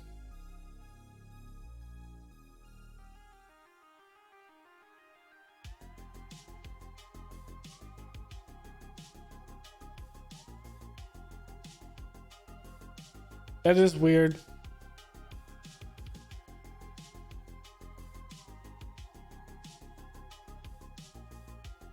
It was Watford. That's who it was. Watford paid 29 million for him.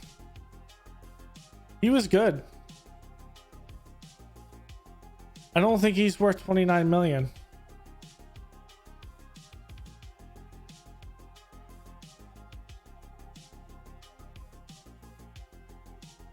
Yeah, it's probably just a weird thing. Yeah, he's not worth 25 million. And then because he's almost identical to Zalakar. And we pulled Zalakar in for 1.6. So I think the biggest issue is even in the top 50. So these are all the one the game says is the top 50. I put a couple wonder kids in here as well that just come up over time. There's a couple of them. We almost had this guy, but Liverpool bid at the last minute, so he went to Liverpool instead. I think that's one thing as well, is a lot of the players that are in the top 50, I put them in this list and they're in here indefinitely. So I think that's also why I'm exposed to a lot of the younger Brazilian players in Spanish, like you said before. Like all the best regions end up being Spanish and Brazilian. So it does. But I've accepted that as the one thing. And then I don't really scout the rest of the time. Like, this is probably the second year where I've actually scouted countries. Otherwise, I just had one continuous scout with all of my scouts in Central Europe, and that's it. Now I break that down and I have like 3 countries, and I set it where no one... I've noticed this as well.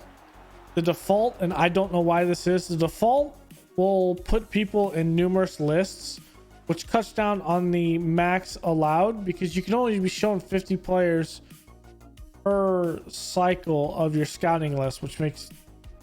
I don't know why. So to avoid duplicates for when I have like Central Europe and say Germany, is you have to untick the box, otherwise you lose like two scouting places essentially. Zalakar puts in the back of the net. It's not a very interesting game because it is a team in the first division that actually just got promoted to the first division for the second time, so they don't have the talent to compete with anyone at our level.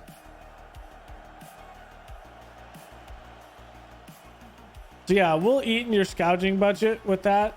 I'm not sure how much, but it's one of the things I like focus my scouting on. Sometimes though, I'm somehow exposed to who they are to begin with, and so I'm kind of confused by what am I doing? Subs. Sometimes I'm exposed to them and I don't realize how or why.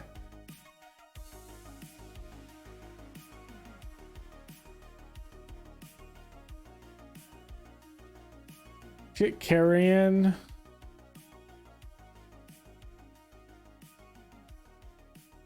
And Victor. Let's get Victor in.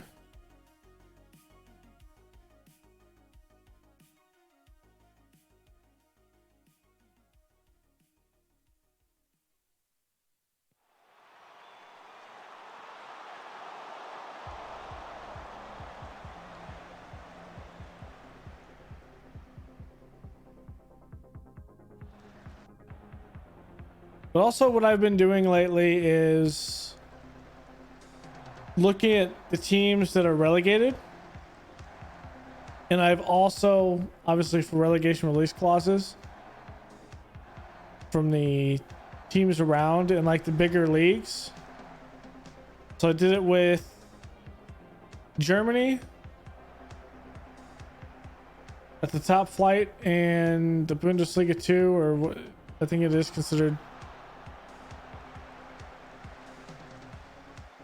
So I do it with 2 as well, but I think this year it's only going to be League 1. It always helps that my affiliate is PSG, so I have like 4 or 5 young players that PSG just chose not to re-sign. So there's that. That always helps. Which the PSG payment that I get pretty much covers a lot of my scouting. So there is that. Come on, De La Cruz. Jeez. And then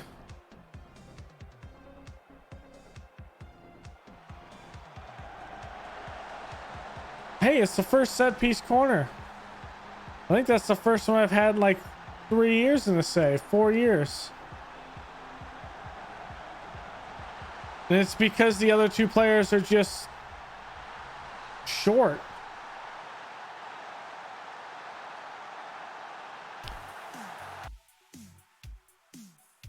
Let's see how short they actually are.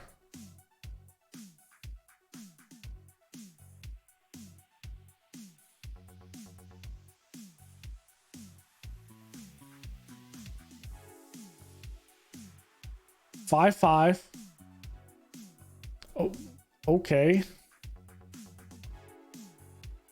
5'11", 6 foot, but he was at the front post, I think. 5'10", and De La Cruz is 6 foot.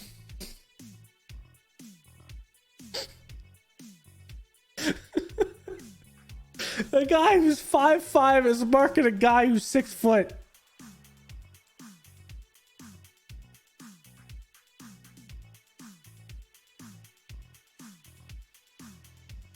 Which comes up with it comes up with a story that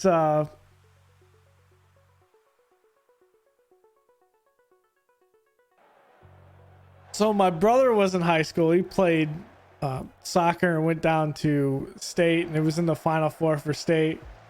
And he had to mark defensively a guy that was and he's like 5'8", and he had to mark. I think he was playing midfield at the time. He had to mark off a corner a guy that was 6 foot. And I just remembered the quote of one of the guys on the team. And his quote was something like, he referred to my brother as 5 foot nothing, because it doesn't matter if you're 5'5", 5'8", or 5'0", you're not going to out jump a guy who's 6 foot. And they lost off a ricochet in extra time. Or actually, yeah, in extra time. They lost off a ricochet where the guy who was 6 foot headed it. It went off his head and ricocheted off one of their own players that went in a goal, and they lost the game because of it. But it was... You can't... It doesn't matter. You can't do that. Now, in my instance, I played goal, so even though I'm 5'10", my arm reach can reach out to a guy that's 6'2", 6'3". And I had no qualms of punching the ball and accidentally hitting people in the head, because that's what happens when you're in goal. You can't be stingy. You have to play physical. Otherwise, you'll just get ran over.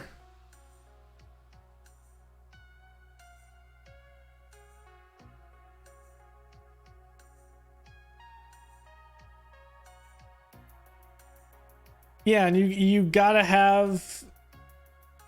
Like, you can't be scared going for a ball. Like, my biggest thing was I was always... Like, I would get so into the game that I would sometimes lose, like, awareness of where I was exactly, like, next to the post. And I would dive into the post, and it didn't feel great. And it wasn't until high school would you use a whole rounded posts. So when you're playing, I guess what you would consider youth team wise, that's a good draw. Yeah, so the ones down at like the youth team wise that you would play up until you're like maybe like 14, 15, that's about the time you're a freshman in high school. So about 13, 14, they're squared bars. I don't know why. Maybe it's because they can easily put them into the soil, and even though I think it'd just be easier to use the round ones and use round posts, they would use the square ones, and those things do not feel good.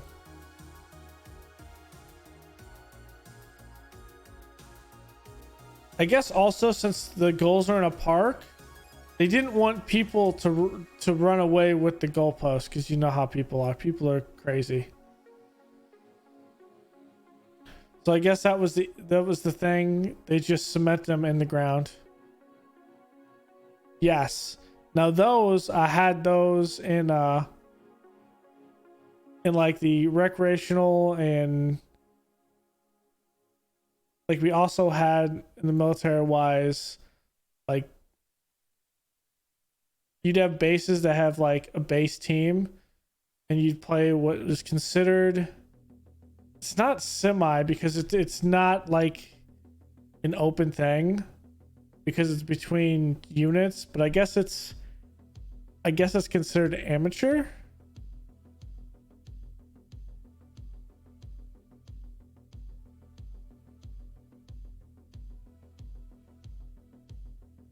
Borderline, it's not really Sunday League type deal, because Sunday League would be something where you just kind of, where you just have an indoor soccer and you kind of show up. This was much more organized, not as organized as football, but as in American football wise, on base. But we had those, and it was something you do it like, you had a recreational one that people would go to like during the lunch break wise, and then you'd have like the bases would have their own team. Essentially you're just playing for bragging rights against, say, other Marines from other bases or the Navy or anything like that. Since I was in San Diego and all you have is Marine and Navy bases down there. And you would have the round goals for that, which made sense because no one's going to run away with it. It's, the goal is literally on a military installation. No one's running away from that. And I ran into a couple of those. Those were, their weight was on the back end, so if you hit them hard enough, they would move. But they were also not like completely solid, so if you ran into them, it wasn't like running into a solid bar. It would have some giveaway to it, which made sense.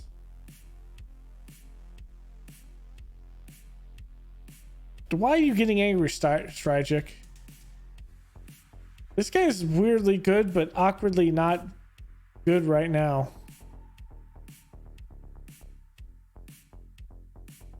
Yes, that is the realist. This is true. I forgot that he is the realist. Well, I have two of them. Yes, I thought I only had one. I have two of them. Okay, let's look at that.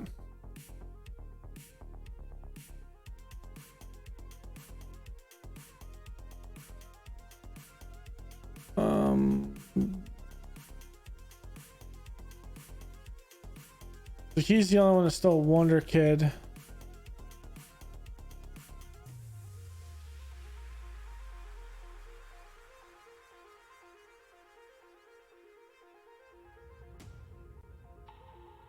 I find it weird that he can't play the middle, but I'm fine with that.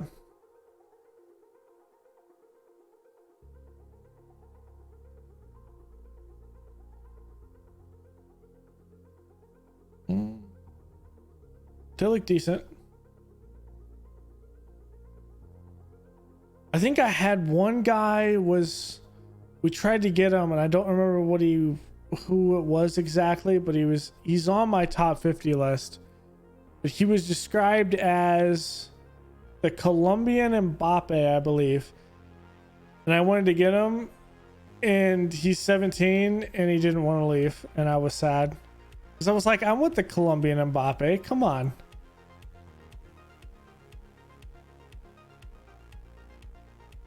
I was like, come on. I want him. Is it this guy?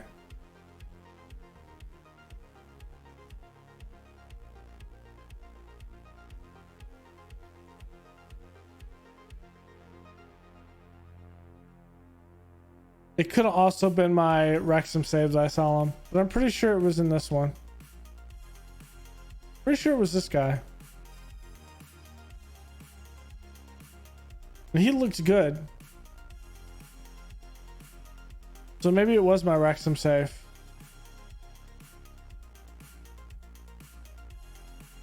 I go through these seasons so fast. Maybe it was this one, and it was because the Wonder Kids pop up at the end of the season in like March. Yeah, so the top 50 players You always need to look at that. I think the message is too far. Yeah.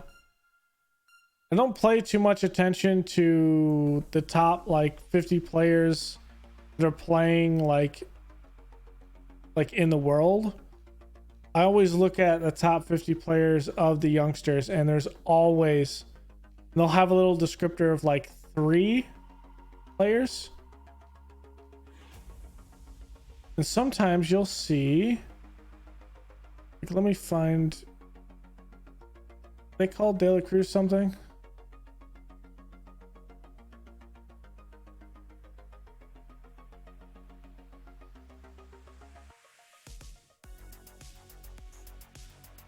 Who was that? Oh, that was Garcia.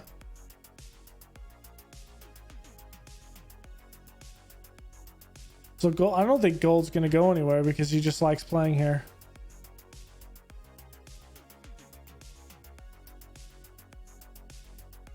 So you'll have something like that. Now I don't know who this is. I always have to Google it because I'm not very good to know. I only know the main guys. So you'll have something like that, and this is what the game will use. And so it'll be like, if there's someone that's like, say Messi wise, because I think it only does it with retired players sometimes, or players that are like over 30. So this guy, he is, and it always goes with someone in their country. So he is Danish. Typically it's someone in the country, unless they're so good that they compare him to someone outside. So this guy was a goalkeeper who played at United, and he captained the club for United in 1999 UEFA Champions League.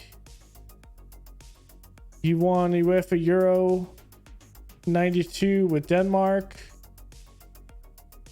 He's probably not in the game. Let's see. Sometimes they're in the game and you could read it, but most of the time they're not in the game unless they're coaches.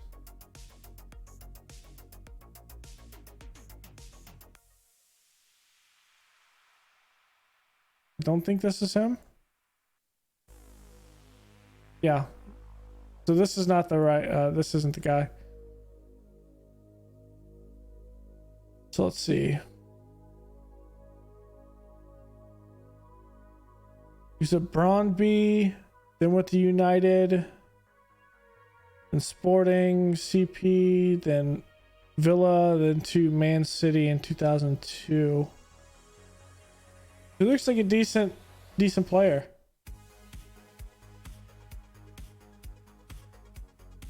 So you'll have ones like that, and some of them they'll have it. And that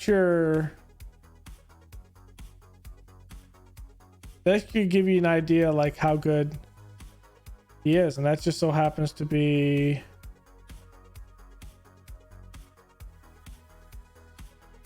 our starting keeper, which is really cool.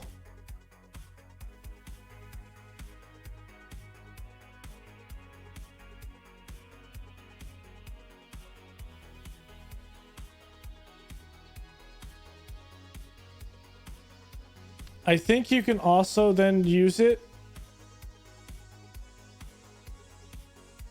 All right. I think you can also use it for a guy like, or for a team like Salzburg.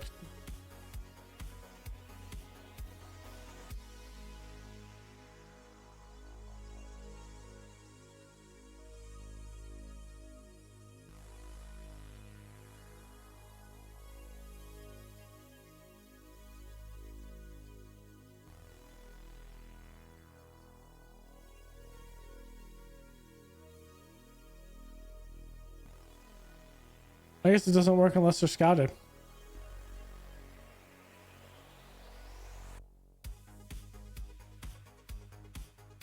Makes sense.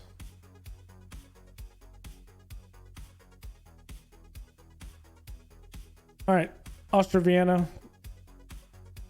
We got a partnership in the middle now. I don't think this was here before.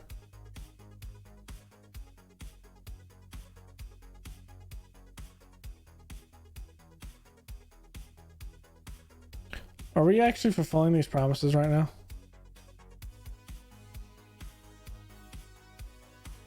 Yeah. Okay, cool.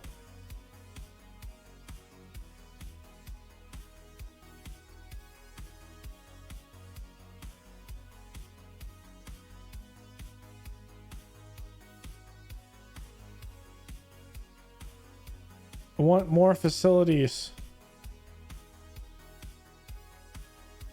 I think we can upgrade it 2 more times. It'll be 5 million, and I think another 5 million.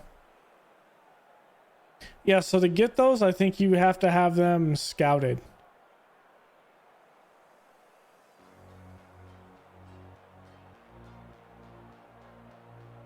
And so if you see a player that's going to be massively good, typically they have a comparison sometimes, which is really cool.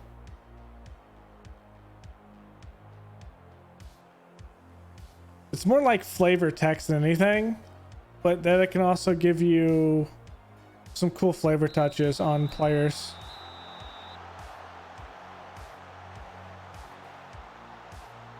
I'm all about the flavor text.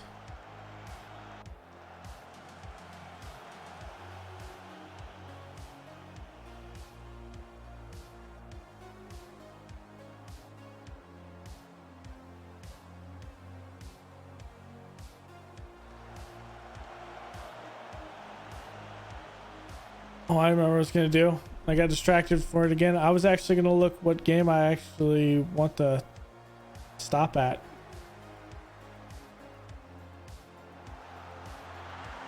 Is that going to be a own goal? Okay, yeah. I saw goal just rifle it off of MacArthur. Is that his actual name?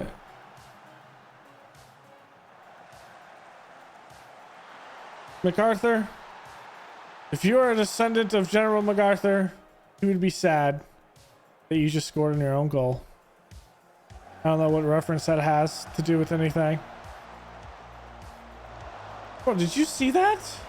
The ball just floated there for a second. What the hell? Bro, he handball. That was a clear handball.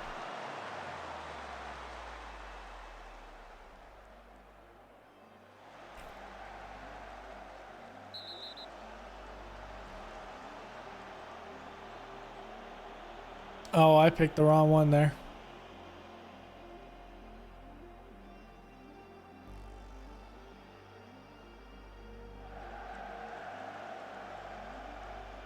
Like, it looked like the ball hovered like right around his hip area or his hand. So, I mean, it's only logical it's a handball.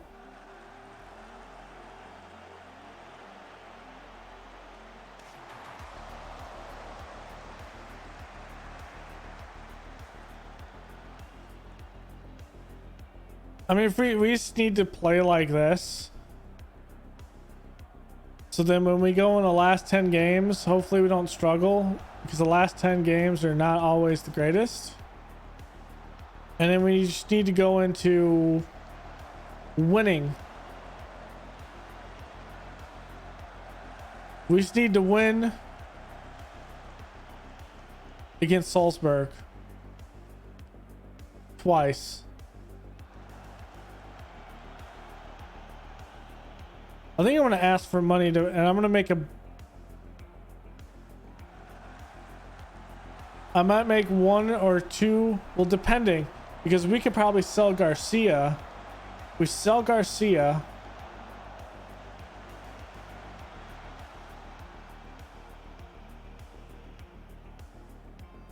How much money is the next round after the group stage of the, well, that won't matter. That's after.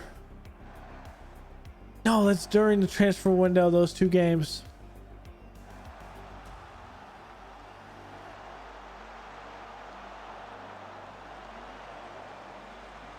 I'll have to see.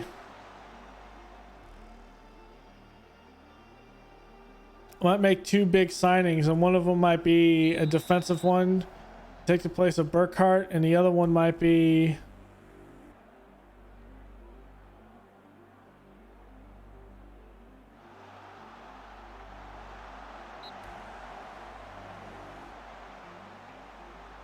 I wouldn't mind selling Bruno if I could and going better on the outside.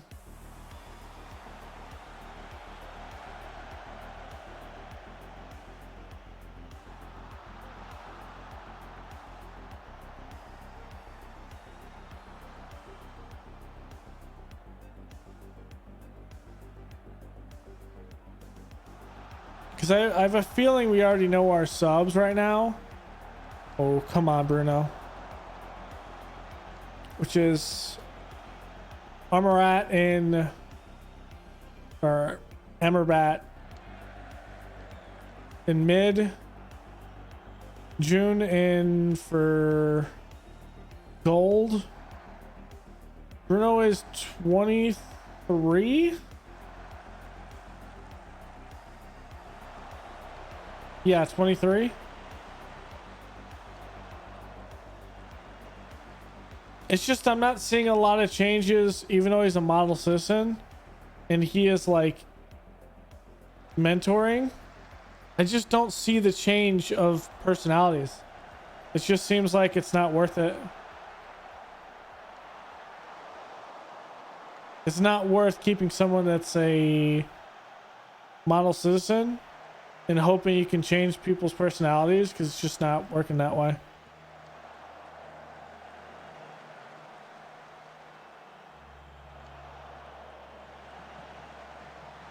The other Cruz is offsides.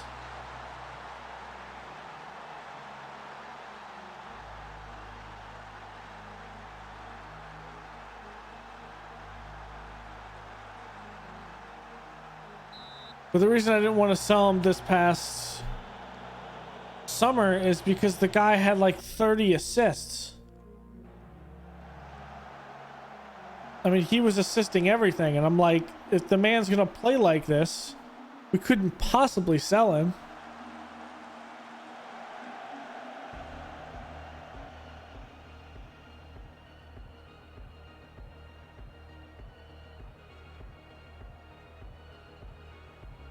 Plus there was like, here's $3 million for a guy that had 30 assists, and it's like, bro, that's not gonna happen.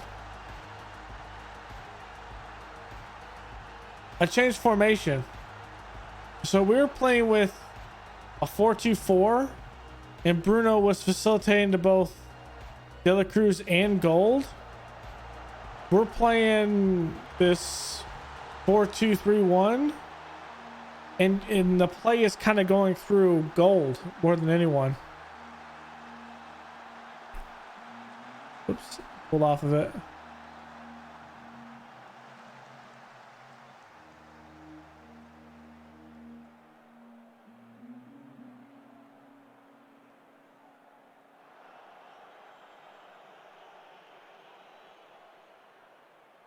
Oh, he's hurt.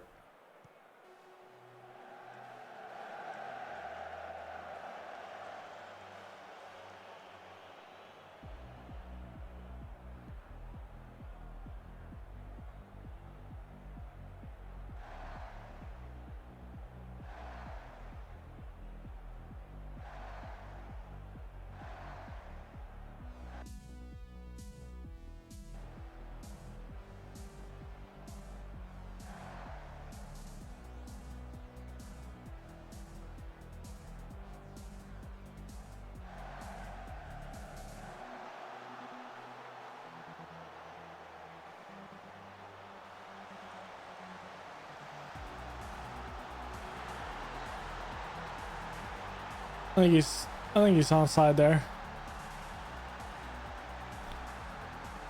We're mostly playing through balls. Well, he's probably barely offsides then.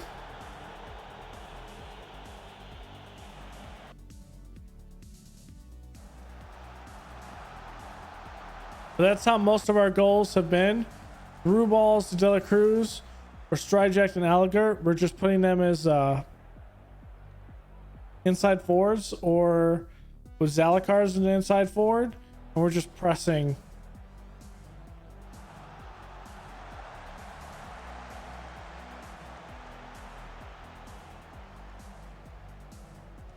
Because our midfield can literally control the entire game with every team just about besides Salzburg.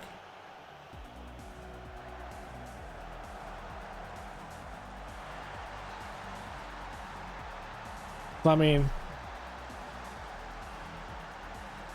like I said, we're so much better than everyone besides Salzburg right now that I think we're at a tier of our own.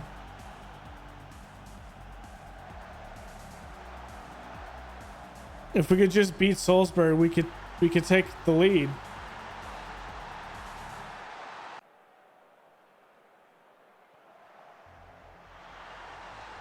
There's Xander with a great set piece goal there.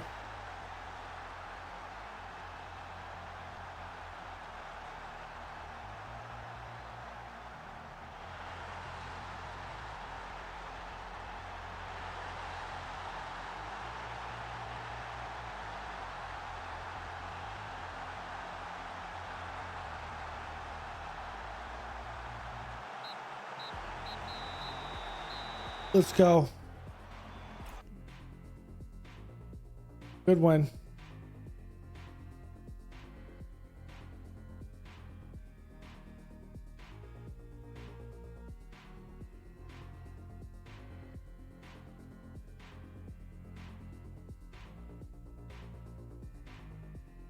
Two points.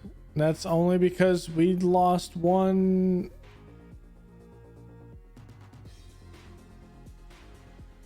I think it's because they lost one as well.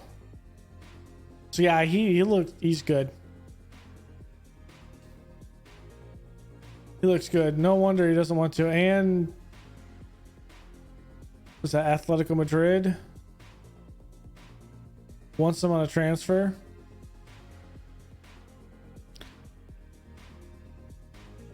You're right about that. He's amazing.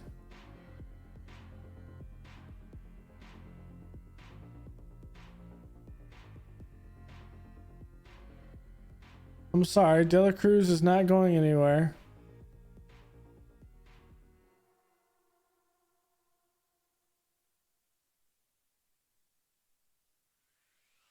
I think we wanted to go to the Newcastle game. Where did we start at? We started back here.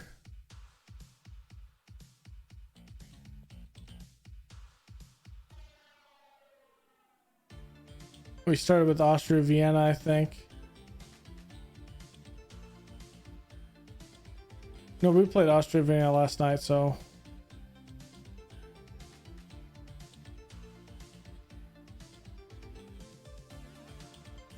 Yeah, we'll play the next Champions League game. The 26th.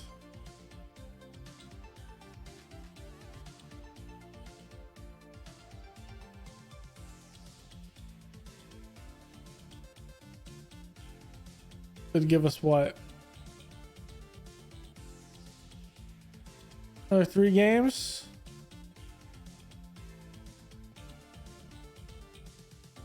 Maybe about 7 games? Yeah, that sounds about right. So we'll go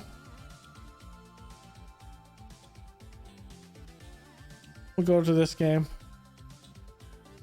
Fulton's close, and then it's Anderlecht friendly.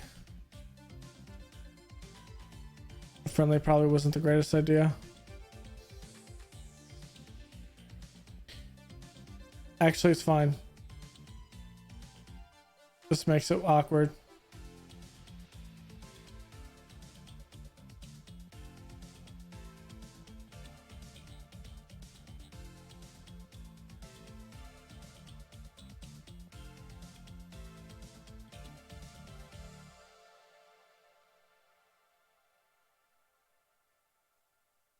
Okay, and then I'm gonna keep that rest day there.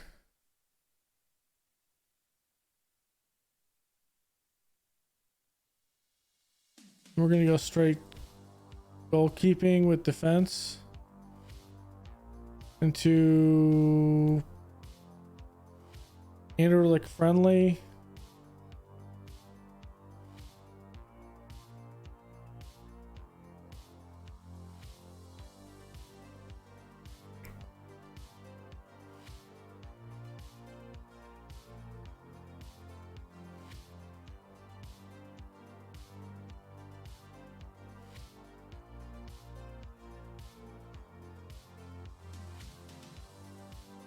We need to work on some penalties because we don't want to be losing because we didn't make a penalty.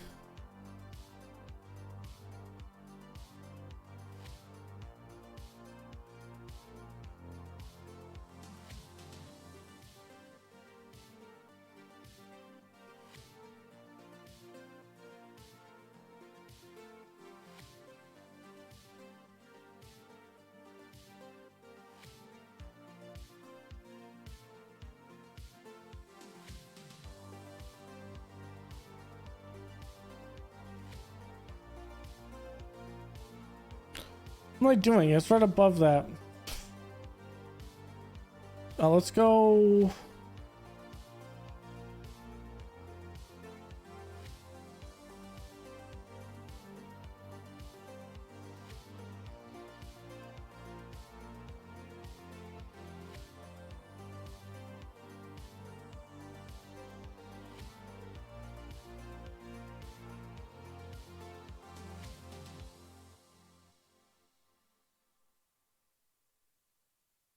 We got about 3 games left.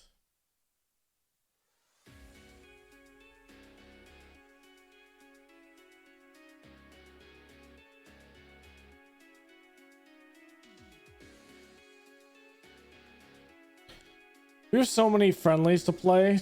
Also, I'm trying to get those out of the way too. Yeah, he does.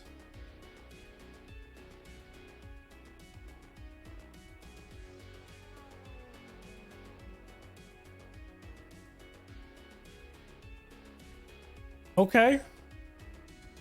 He wants to take a longer look. Give me my facilities. Just bully the board into giving me my facilities.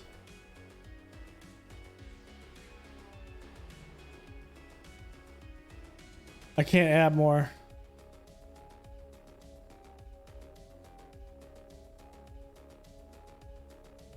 Okay, that'll be 19. We'll have our youth facilities up to 11. Our youth recruitment is still garbage.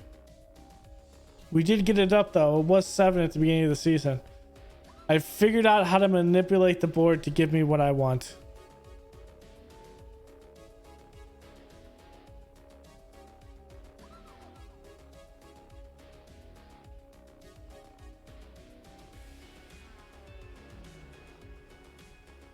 And they're building a new stadium too. And that is because how many people are waiting to buy tickets? 9,000. We're still playing at a stadium that only can only have 6,100 people. Hopefully it's like a stadium it's like 20,000. We had no information. They're looking at the site. Okay, this is likely going to be one of our hardest games of the Champions League.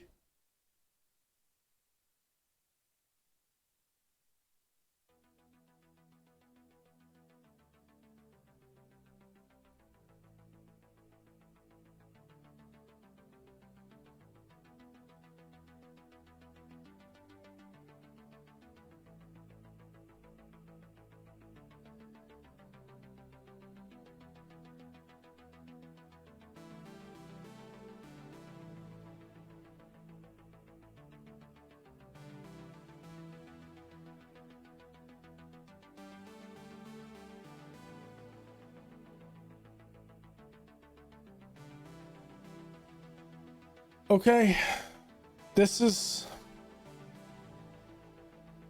going to be difficult. How much money is it if you make it?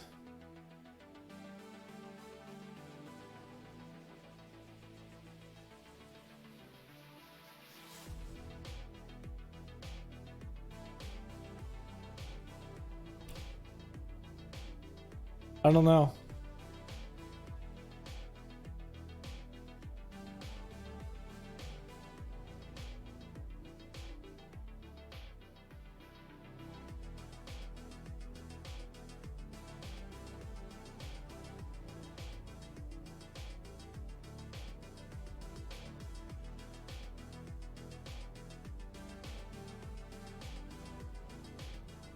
So reaching it.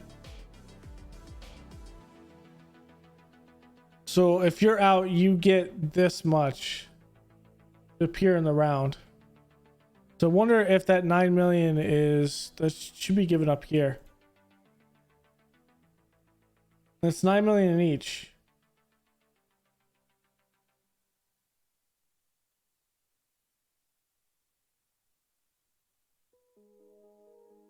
So preferably if I want to make the most money, I want to be in the knockout playoffs. I don't want to be top 8.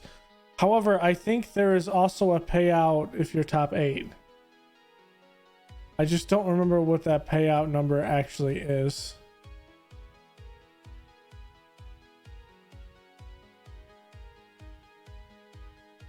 And these are all 9, 12, and 15, 19.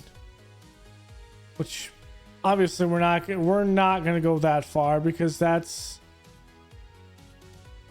a pipe dream.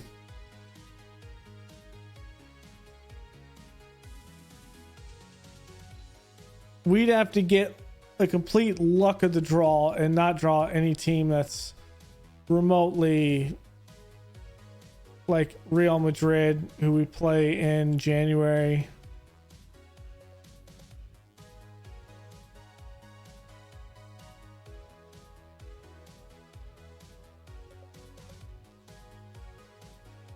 Which is not going to be fun.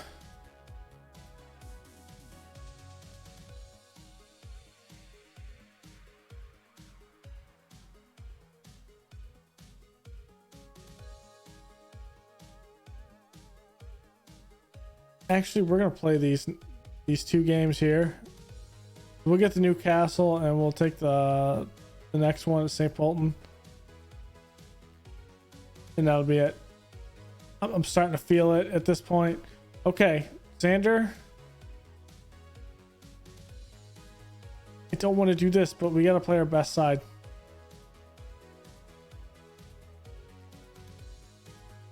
This is the Champions League. There's no coming back from this. Do it.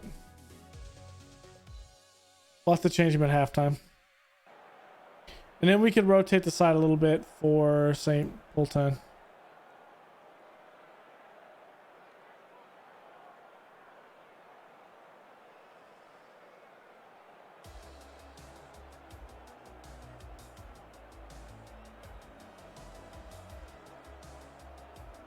Okay, this is against a class act, a world-class team. I almost said class act team. Well, it's a world-class team.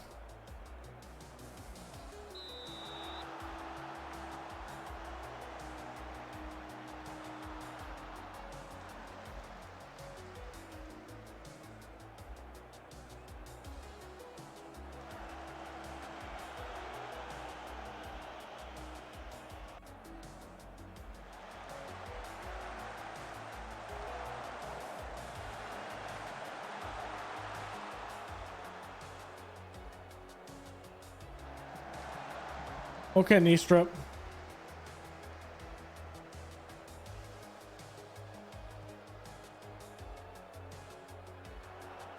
Come on, De La Cruz, you can win that.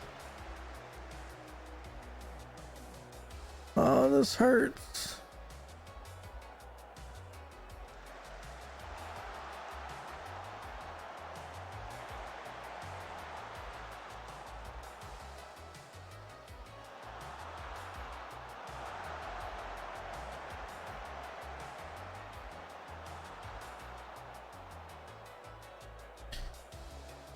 I don't know why he tried to shoot that through. Okay, this isn't working.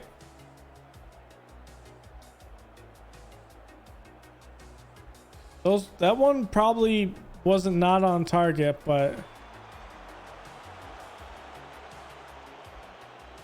come on, that was Burkhart. You just need to head it over the guy. Come on.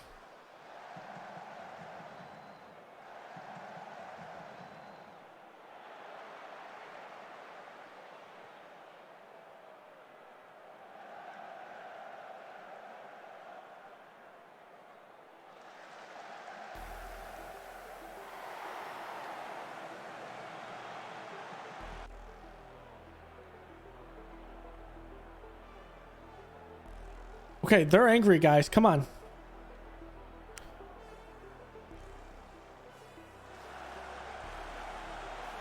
Okay, I'm gonna have to make this right now.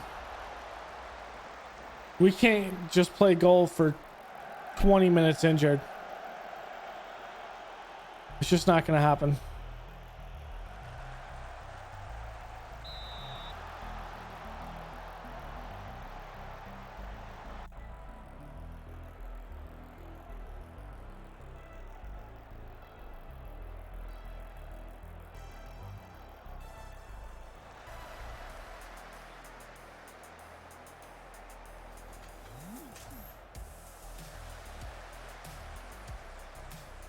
Good movement. Come on.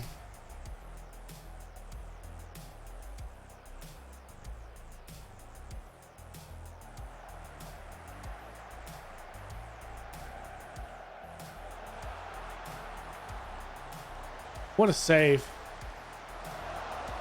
What a save.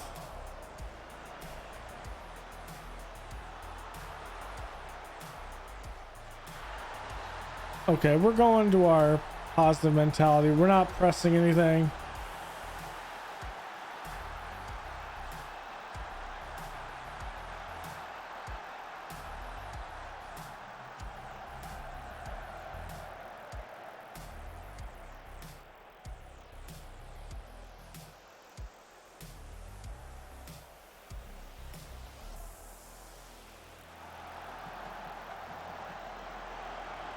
Come on, guys.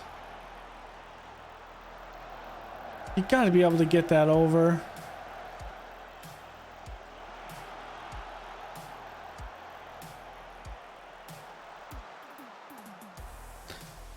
I'm ashamed by this.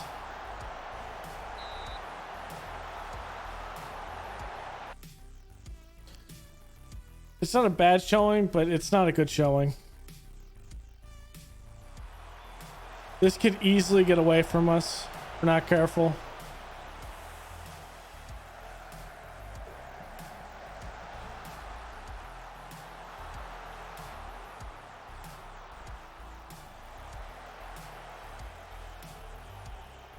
At least that's my feeling. I think this can easily get away from...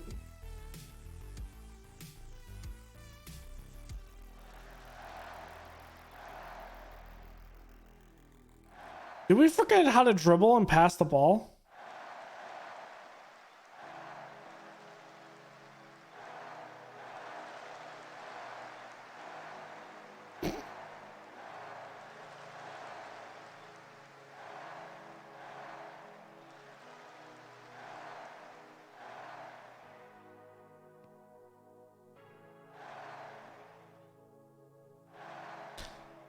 Good protection on that run, and wow, you left him wide open. Oh, maybe because he was offsides.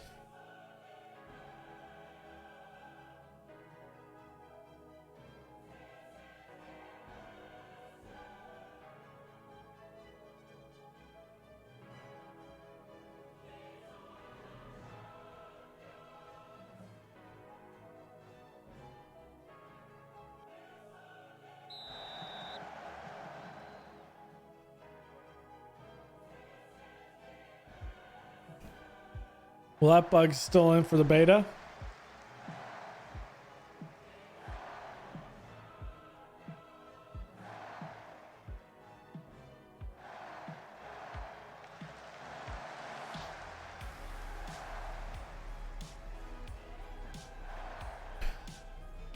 Come on, guys.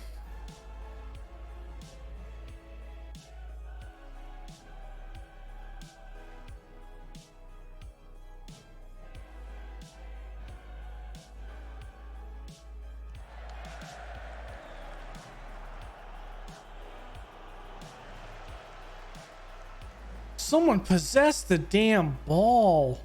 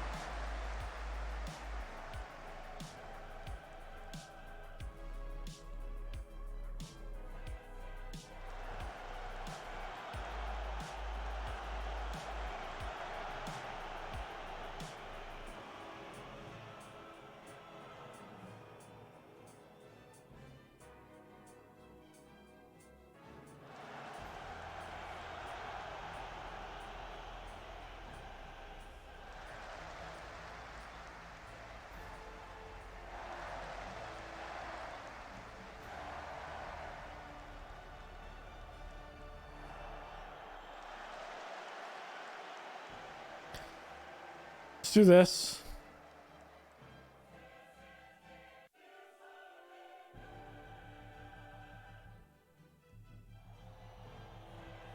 Maybe fresh legs will help.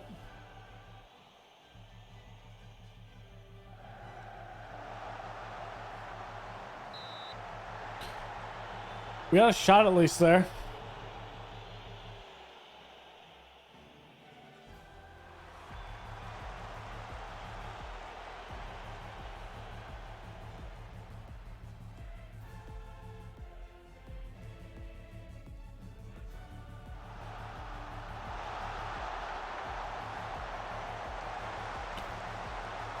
That was close.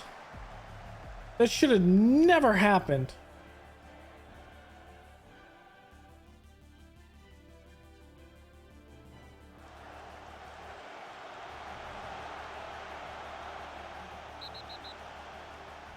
Oh my gosh. Our bad, don't get a red card. I will say, oh my god. Oh my god, it hurts.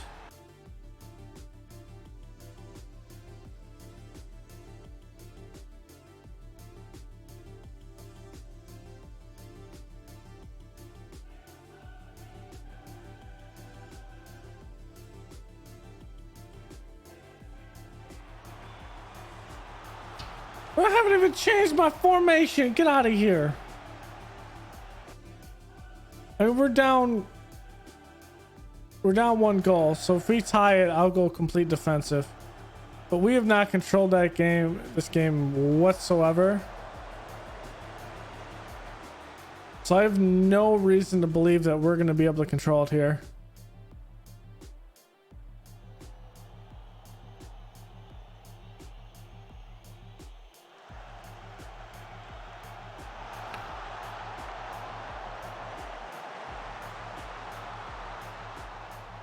Burkhart saves us, but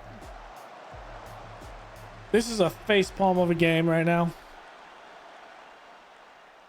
I'm facepalming so hard.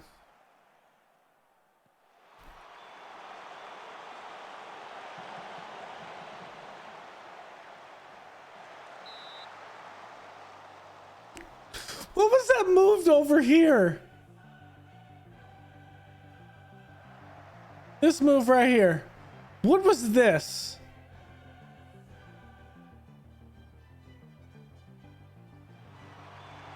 This move that's done right here.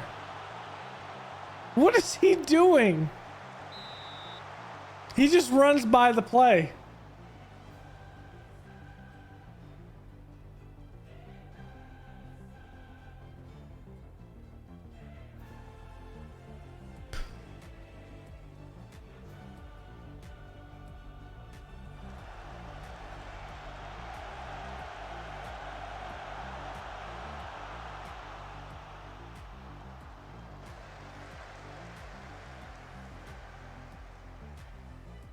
Come on.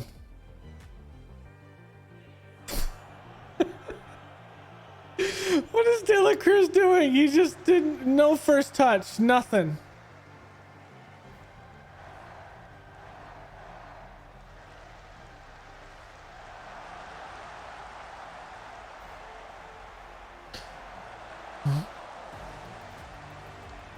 How are we still in this game right now?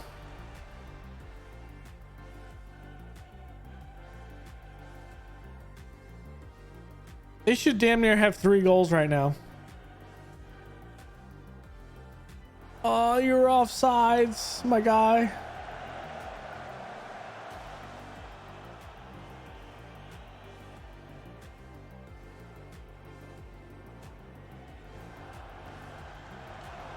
It's too flat of a kick.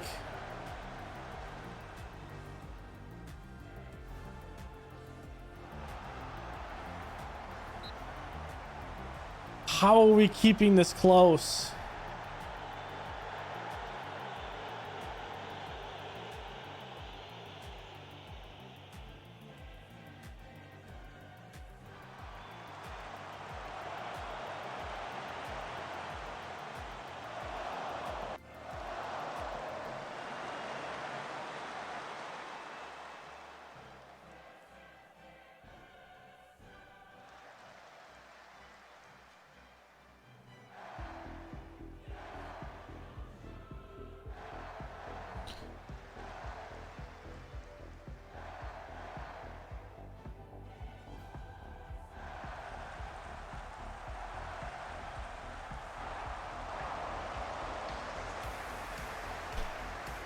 We just couldn't get lucky with a shot that goes in.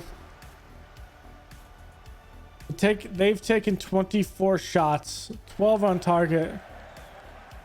And it's Niestrup who's literally doing work. Ah, come on. The other crews just can't get there.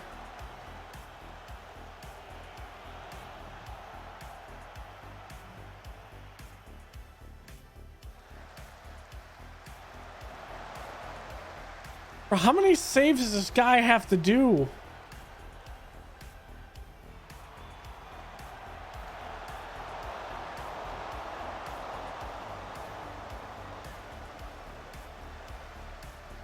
Come on, guys.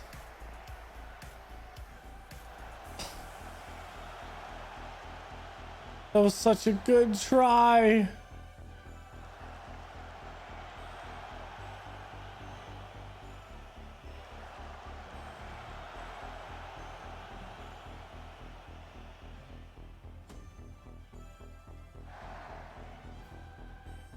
I think it's gonna be hard and fast at the time. He's gonna call it here.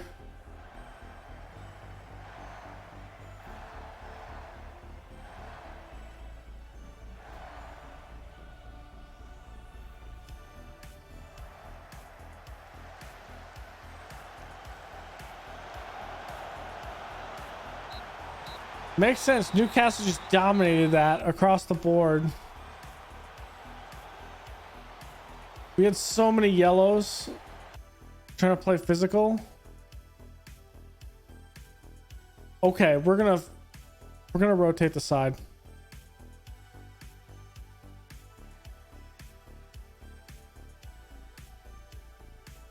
I have no complaints.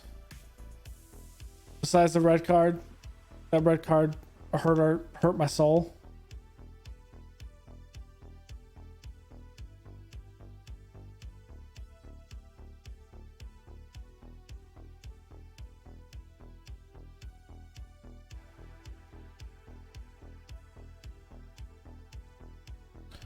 I thought he played amazing. I don't want to get fined, so I'm not going to that.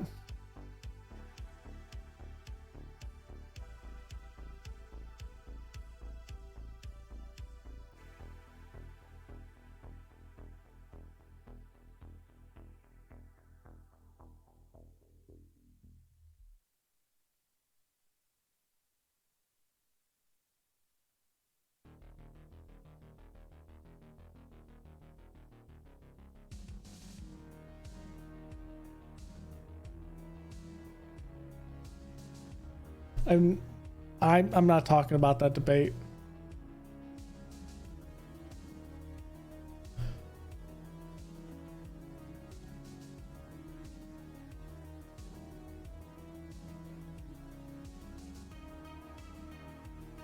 Okay. So this is going to be the last game of the stream. I feel it coming on here.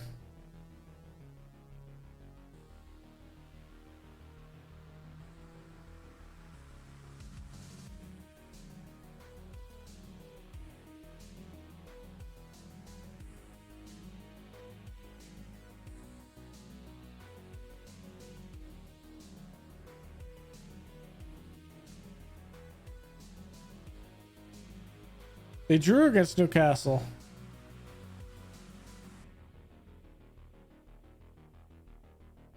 The other 19s.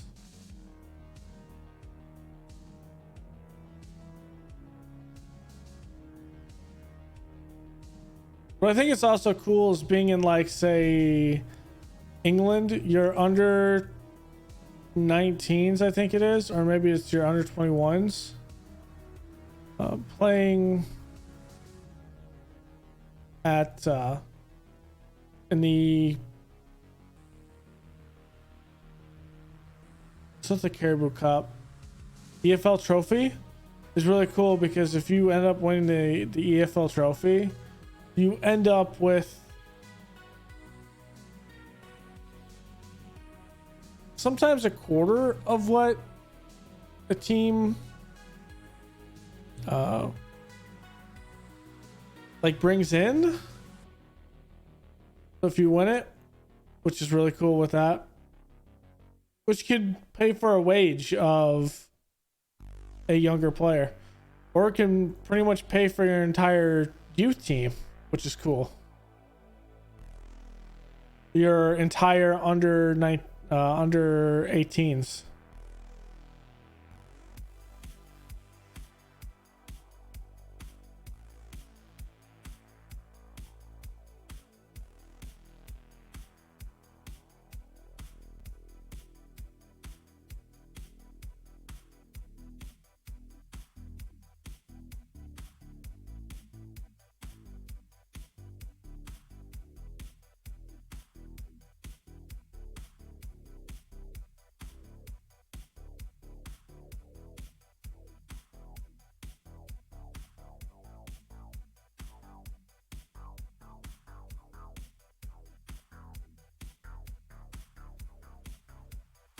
I think they're all maxed at this point.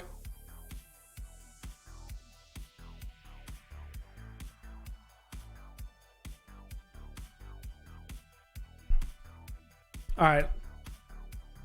Last game of the stream.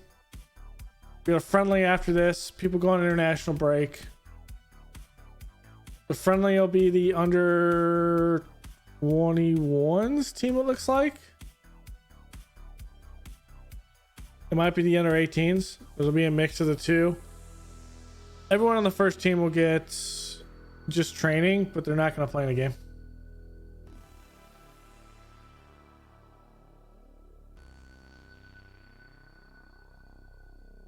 We're also going to do a rotation depending with this game. I imagine not everyone's going to be fit for this.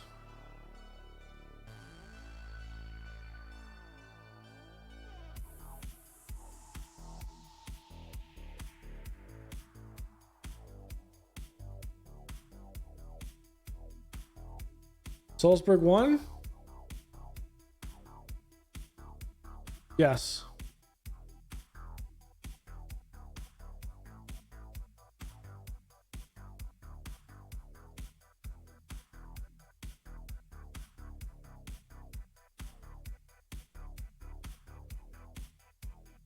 Okay, Arslan. We'll put Cthulhu there.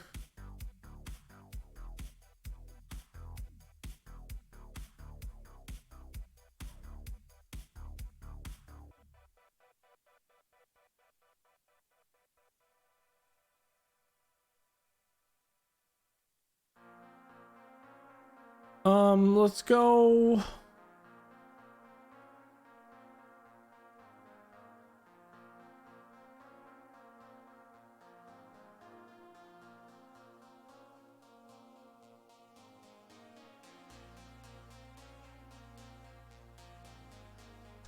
Let's do some rotation.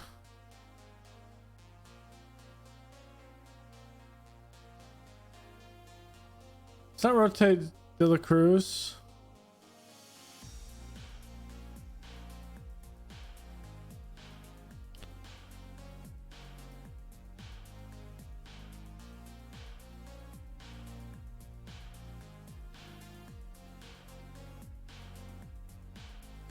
I think we're good there.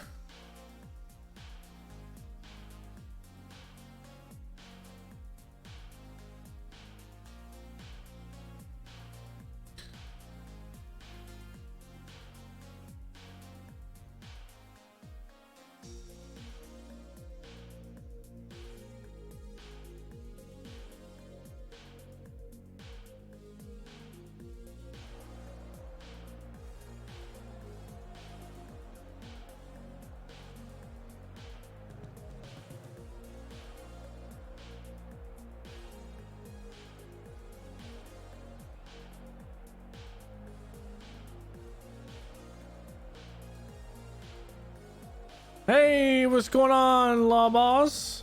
Thanks for the raid. Hopefully your stream was good. I'm guessing you were playing Football Manager. It's been a pretty good stream. Then again, We're to the point where we just have to beat Salzburg. Newcastle did completely tear us apart, though. Our offensive attack, our defensive bit was all right. We only gave up 1 goal on a 26 shots with 14 on target. Gave up 1 goal, but we only mustered 6 shots and 2 on target or 4 on target, so it was not a good showing.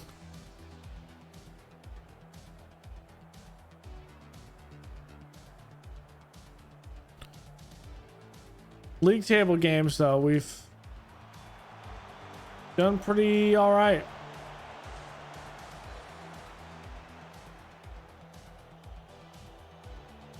That happened to me in two cases. So I had one in this save. Happened where I was up on Salzburg in the 90th minute. In year 8. So it was in the 90th minute. I scored to go up on Salzburg 4-3. Or no, it was 3-2. And then they gave them 6 minutes of extra time, and in 6 minutes they scored 2 goals to win the game. So that happened to me once. The other time was Benfica. I actually forced an extra time where I had 2 goals in the last 90th minute, and then the third one to win the game was in the 105th minute. So it was like 3 goals in 2 minutes by the man De La Cruz.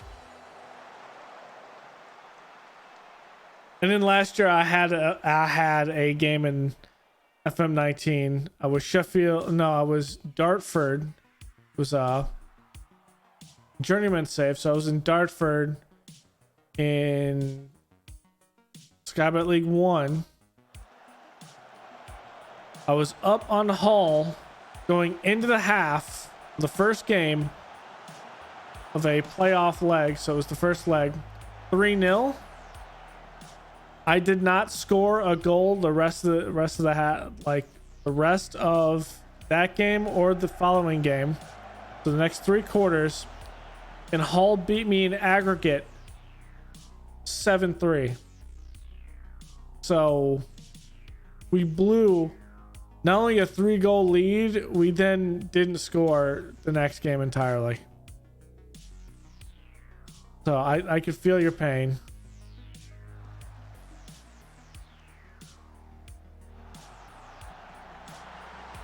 Okay, this isn't working. We're going back to what we were before.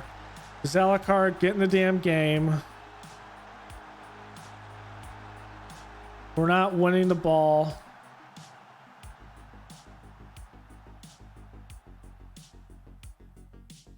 Flip this around.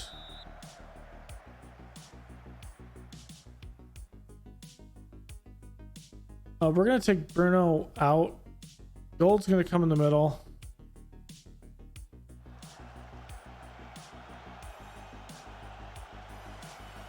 Yeah, it was... I sometimes are good and sometimes not. I would say the one team that no matter what save it was that I've struggled with is Juventus. In both my beta saves, I was with AC Milan and Juventus beat me. I was with... that was a nice try. I played with United and they beat me. Juventus beat me in the...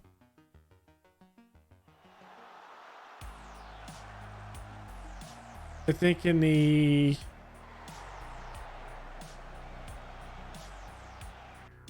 I think it was the Champions League, but I think United has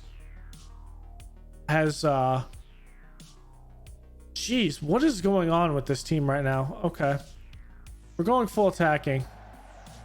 We literally average 3 to 4 goals in our league games, and we can't get one here.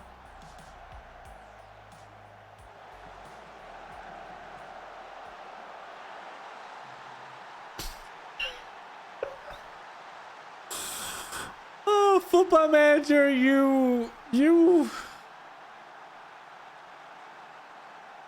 sometimes you amaze me, and sometimes I just say,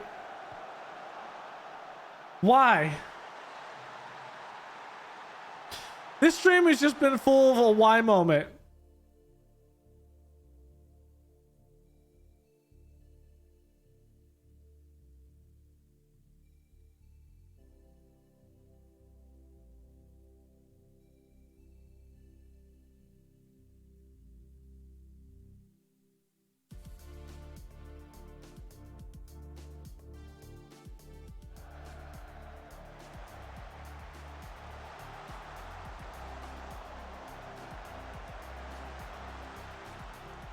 All I ask, Gold, is why. Come on, we need this goal. Get...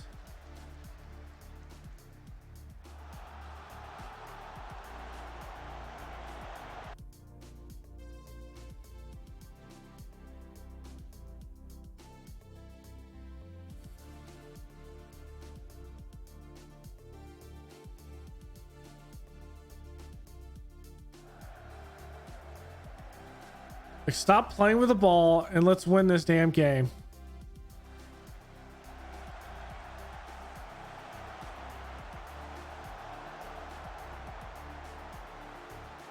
Why are you guys bunched up right there?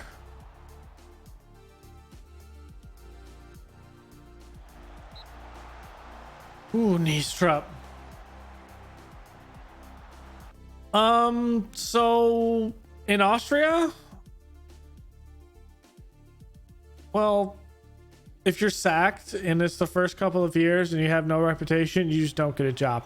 The jobs that you will get are teams that are in the first division in a relegation zone, and it is damn near impossible to get them out of the relegation zone by the time you get it, because they only play like 10 games at the end of the season by the time the winter transfer window is done.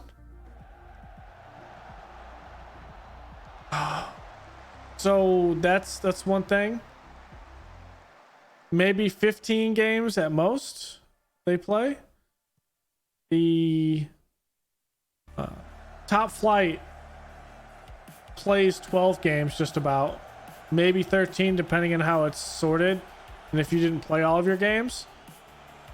And most these offsides, and most players are, or most coaches are fired during that time. So you really don't pick a team that you can recover from. So that's one issue. So I was fired off, and I started to do a Blau Weiss Linz the first time. Got fired in the first year because I just could not get the teamwork going. And then I went to Vorwärts Steyr, who was in the relegation zone, the second tier, and they were relegation. So it was technically a relegation sacking because I don't have a database that goes lower than first division. And then the other one was Browser AK, I think was the other one. And then I was going to get fired a fourth time, and it's like, well, I can't get a job unless it's in the relegation zone. Like after Christmas. So it's kind of pointless to keep on trying to do the save, so I restarted it. Well, this sucks.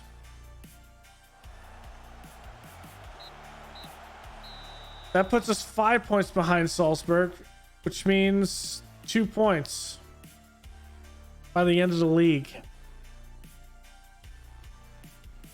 Which means we have to beat Salzburg twice.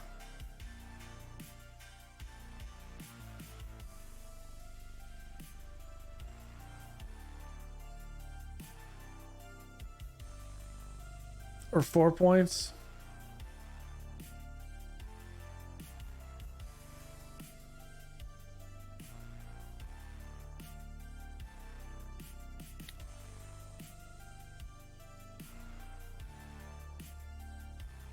That's not good.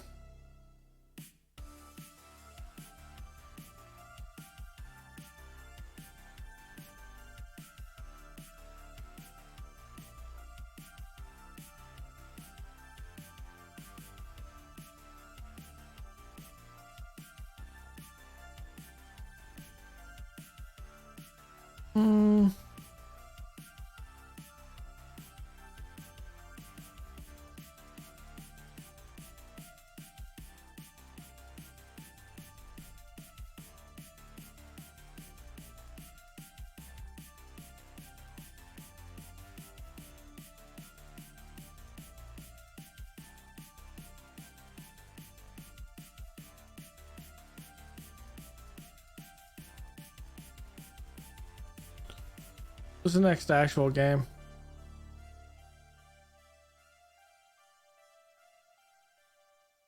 Two weeks.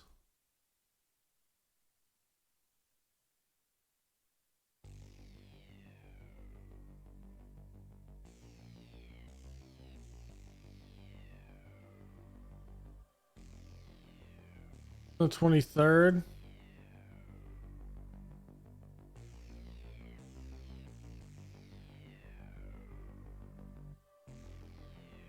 Yep. I'm from the Midwest in the US. Okay, so let's take 2 weeks. Most of them will be on international duty anyway. Oh, that sucks.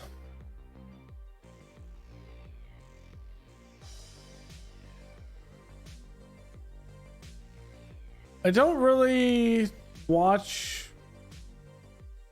like MLS. I follow Premier League okay wise, but I don't really have a team. I just kind of follow players. Like essentially I like to watch like Man City games, which I only pick up the highlights for like Holland. I watch like PSG. It's just funny that this comes up. I watch PSG games, like the highlights to watch Mbappe. I don't really have a team. Probably the one that I do enjoy non-league football, but it's hard to see non-league football if you're not in England proper or in Europe proper even.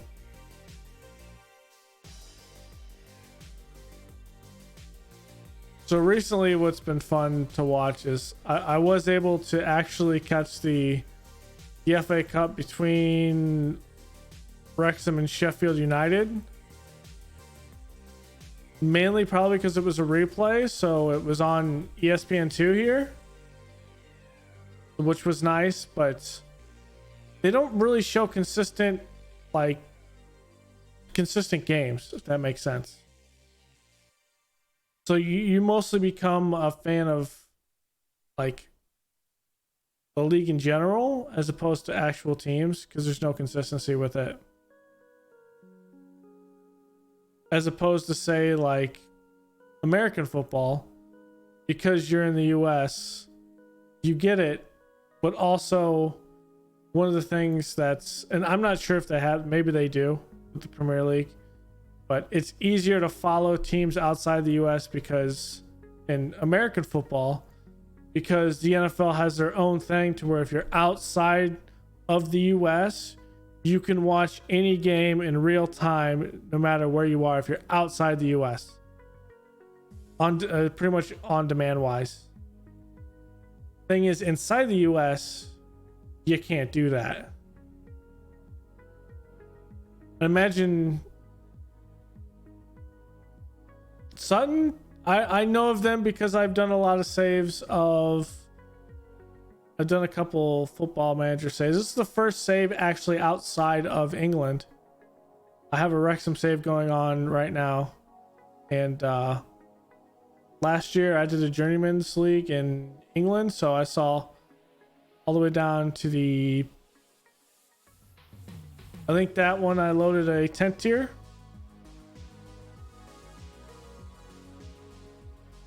So yeah, they had a 10th tier last year, and I started the FM22 cycle. Did I say 19? I meant 22. I started the FM22 cycle super late. It was January, so it was after January update that I started my journeyman save. So a lot of stuff was already kind of fleshed out. There was databases. They ended up having later on in the save an Austria database that I tried to use in this, but obviously with some of the changes and things like that, I couldn't actually get it to work because there was some confliction. So I wasn't able to get it to work. Otherwise, I would have down the tier 8 and I'd have an extra team to mess around with and develop with. I think that's why I ended up having my second save in England, because it's obviously the most fleshed out league.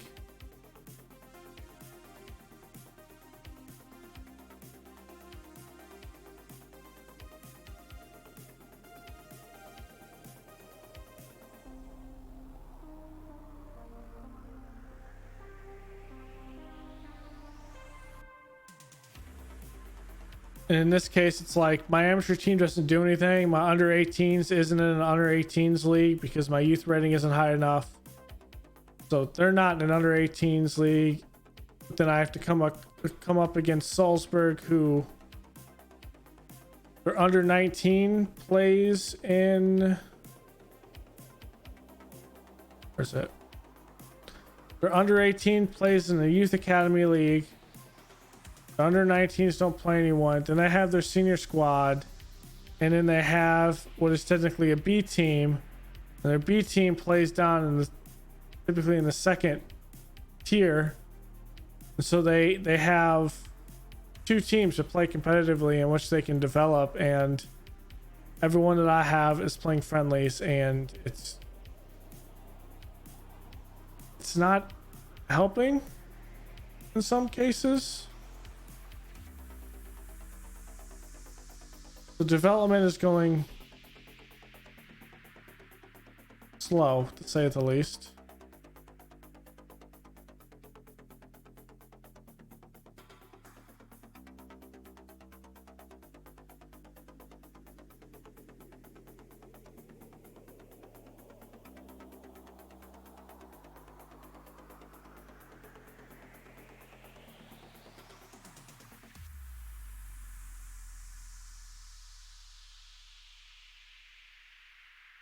I watched the World Cup final. That was all I watched. And that was only because it was easier to watch everywhere because it was broadcast all over the place. Hilariously enough, I did not watch it on my TV. I ended up watching it with like a watch party type deal with a bunch of guys in Discord. Which one of them was I think in England with a feed. So it wasn't a bunch of random commentary like it was watching if you turned it on and you had, I don't remember what channel it was on in the US.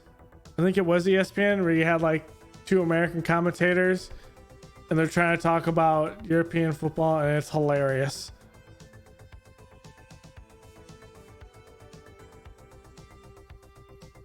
Because there's no nuance with what they're talking about whatsoever, because it's like they don't really pay attention to it, and it was funny. Yeah. It wasn't bad, but it's almost as bad as what you have with so with the NFL, you have these announcers.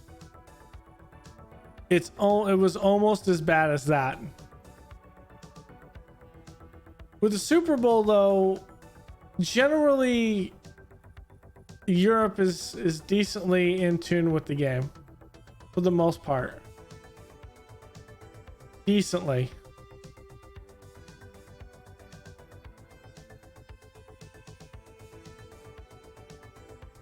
with us, we have to listen to the likes of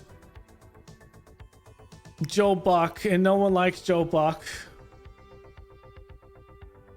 What channel was it on this time?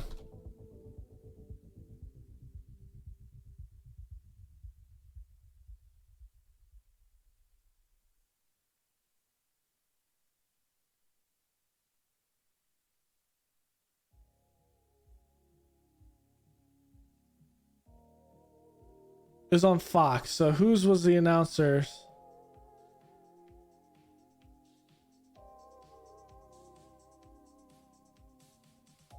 It was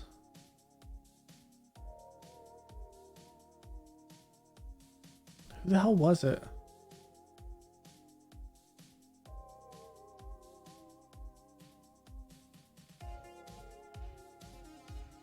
Kevin Burkhardt and Greg Olson. Those two aren't bad.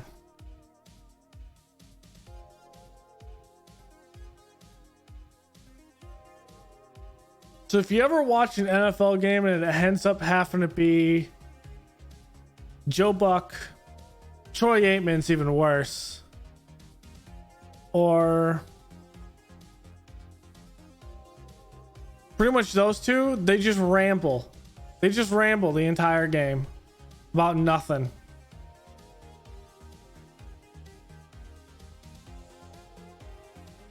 They say nothing of substance. Especially Troy Aikman, who literally played in the NFL for like 14 seasons. He just rambles. So I'd rather listen to anyone in Europe talk about the NFL, because if they ramble, at least it's not from a former player who rambles about his time playing in the NFL, which was literally like 15 years ago. It's bad.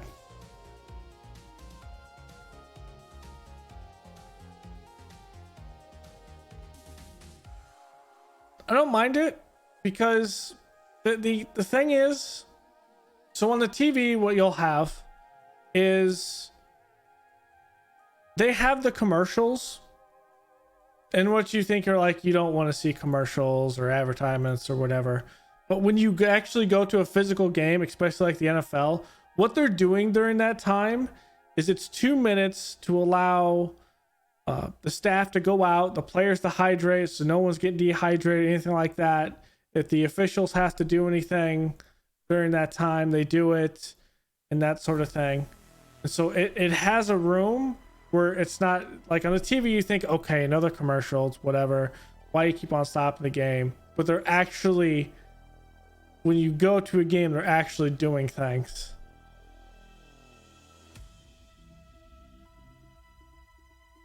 So it makes sense, because the last thing anyone wants is to like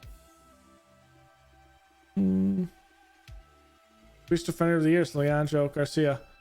The last thing anyone wants is for a player to not be able to hydrate on the field, and they just essentially fall off dehydration, and you have to carry them off the field because you didn't allow them to drink water. Like that's just becomes silly. So it's really just a 2 minute for them to like get sorted, but also like in European soccer wise, you have your adverts like on the outside, which is fine. There's no real like commercials, things like that, which is just kind of cool. But it's a continuous game, which makes sense. Also during those breaks in the FLY, say if it's like a kickoff, you have what's called a kicking ball. So each team has their kicking ball, or a couple balls, depending on if you kick it too hard in the stands and you have to retrieve it, you need to still be able to kick. You have a kicking ball, and then you're like passing ball wise. I don't remember what the difference between both of them are. You're allowed to pump up the ball between like X PSI and X, like there's a range that you can do it. And so that's where you get like a kicking ball and a your throwing ball. So during that time, they're also doing that. So they have to switch out the balls, and the refs do that. The teams don't. So the refs handle the ball, so there's no funny business with it. So you have to have a team of refs to switch the balls to be able to and get that out there and things like that. So there's a lot of stuff going on during those times.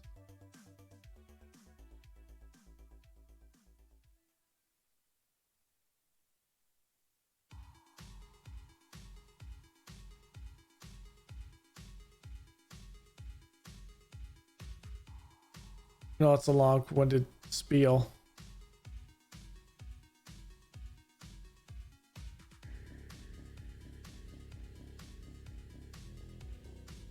So that's why it feels like there's so many commercials in football, is because they're actually using that time for the players.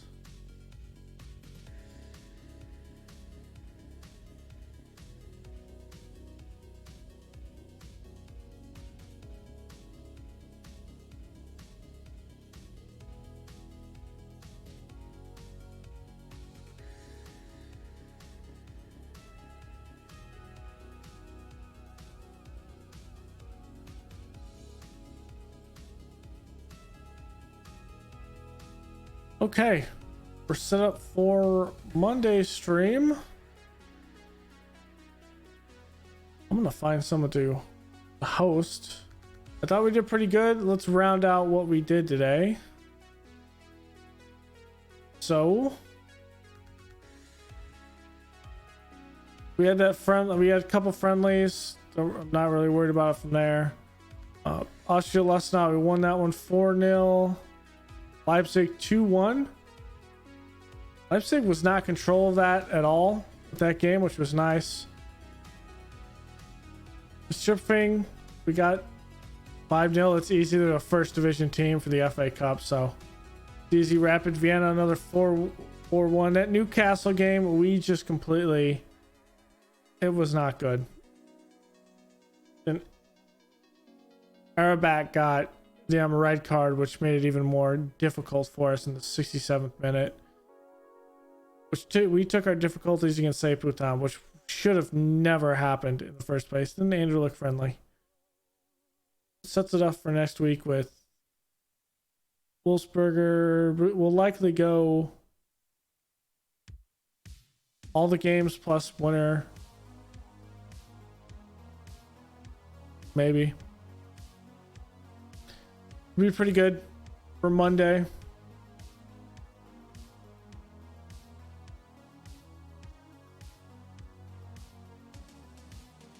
Yeah, that's the thing. You don't really see, they don't really explain like what it is they're doing during that time, because you rarely see it. Or when they do pan out, you're not really seeing like a lot of things. Like, say like in basketball, they take those times also. And granted, I haven't been to an NBA game since Jordan played, which was 97. So it's been like 25 years, 20 years. And during that time, if I remember right, a lot of the times they would take it so they can, because the players are sweating so much on the court, they don't want the court to get slippery. And so during that time, they would have the little sweeper brooms or whatever, and they would sweep the floor really fast. So there'd be like 2 or 3 of them. So they each have one half, and they would go really fast to make sure they sweep up all the stuff. And so the players aren't slipping and sliding all over the court and stuff like that. And during that time, they would get a drink, things like that as well. So there's a lot of stuff you don't see like during the commercials that really go to allow the players to keep on playing, essentially. You kind of see that a little bit in football wise, because I did see, I want to say,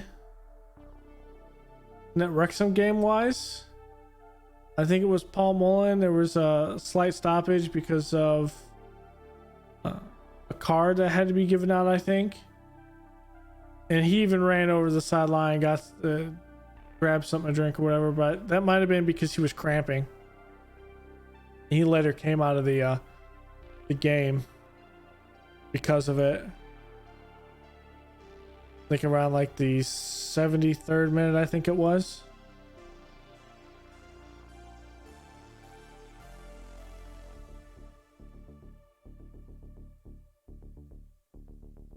I think many people don't see, I think when they play video games wise, you don't really see those things.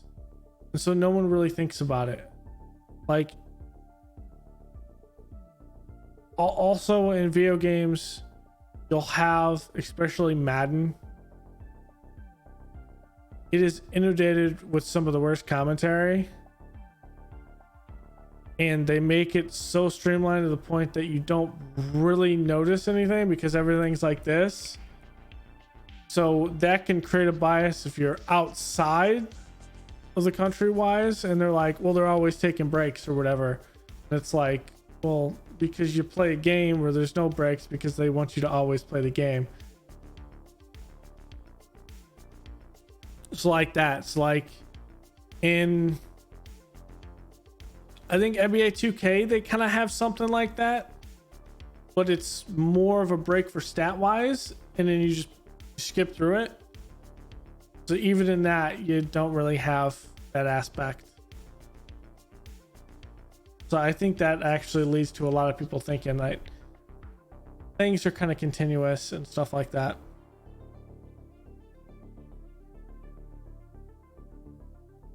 But I go to 2 to 3 Chicago Bears games a year, and that one is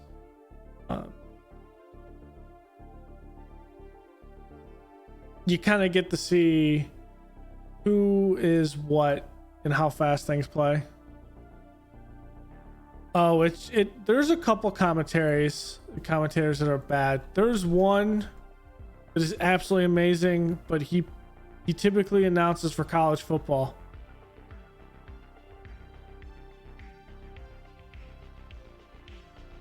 And I'm going to get this because you could look up some of his highlights and stuff like that. And he is an amazing commentator, and it's because of his energy, and he doesn't just ramble about things. It's so good.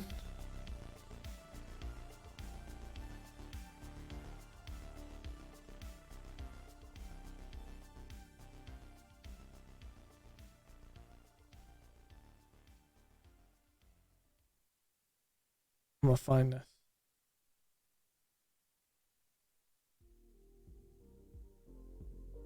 I think it's Roddy Jones. I think. But I could be wrong.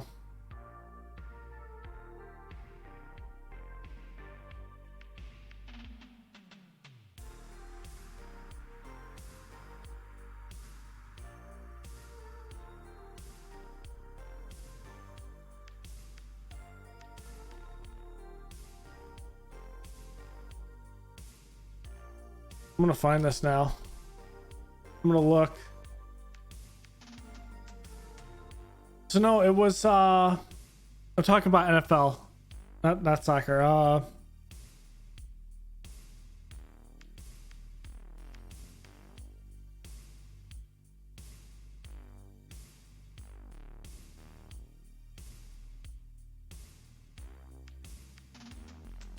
Gus Johnson. It's Gus Johnson. The man literally has the greatest, like, if you watch any highlights, you look it up on YouTube, is Gus Johnson and him commentating college games or NFL, because he has done a couple NFL games. Let's see.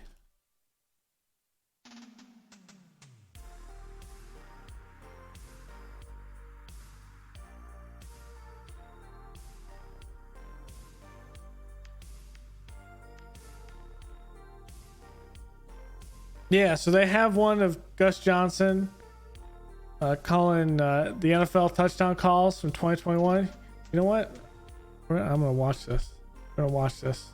No, I do not.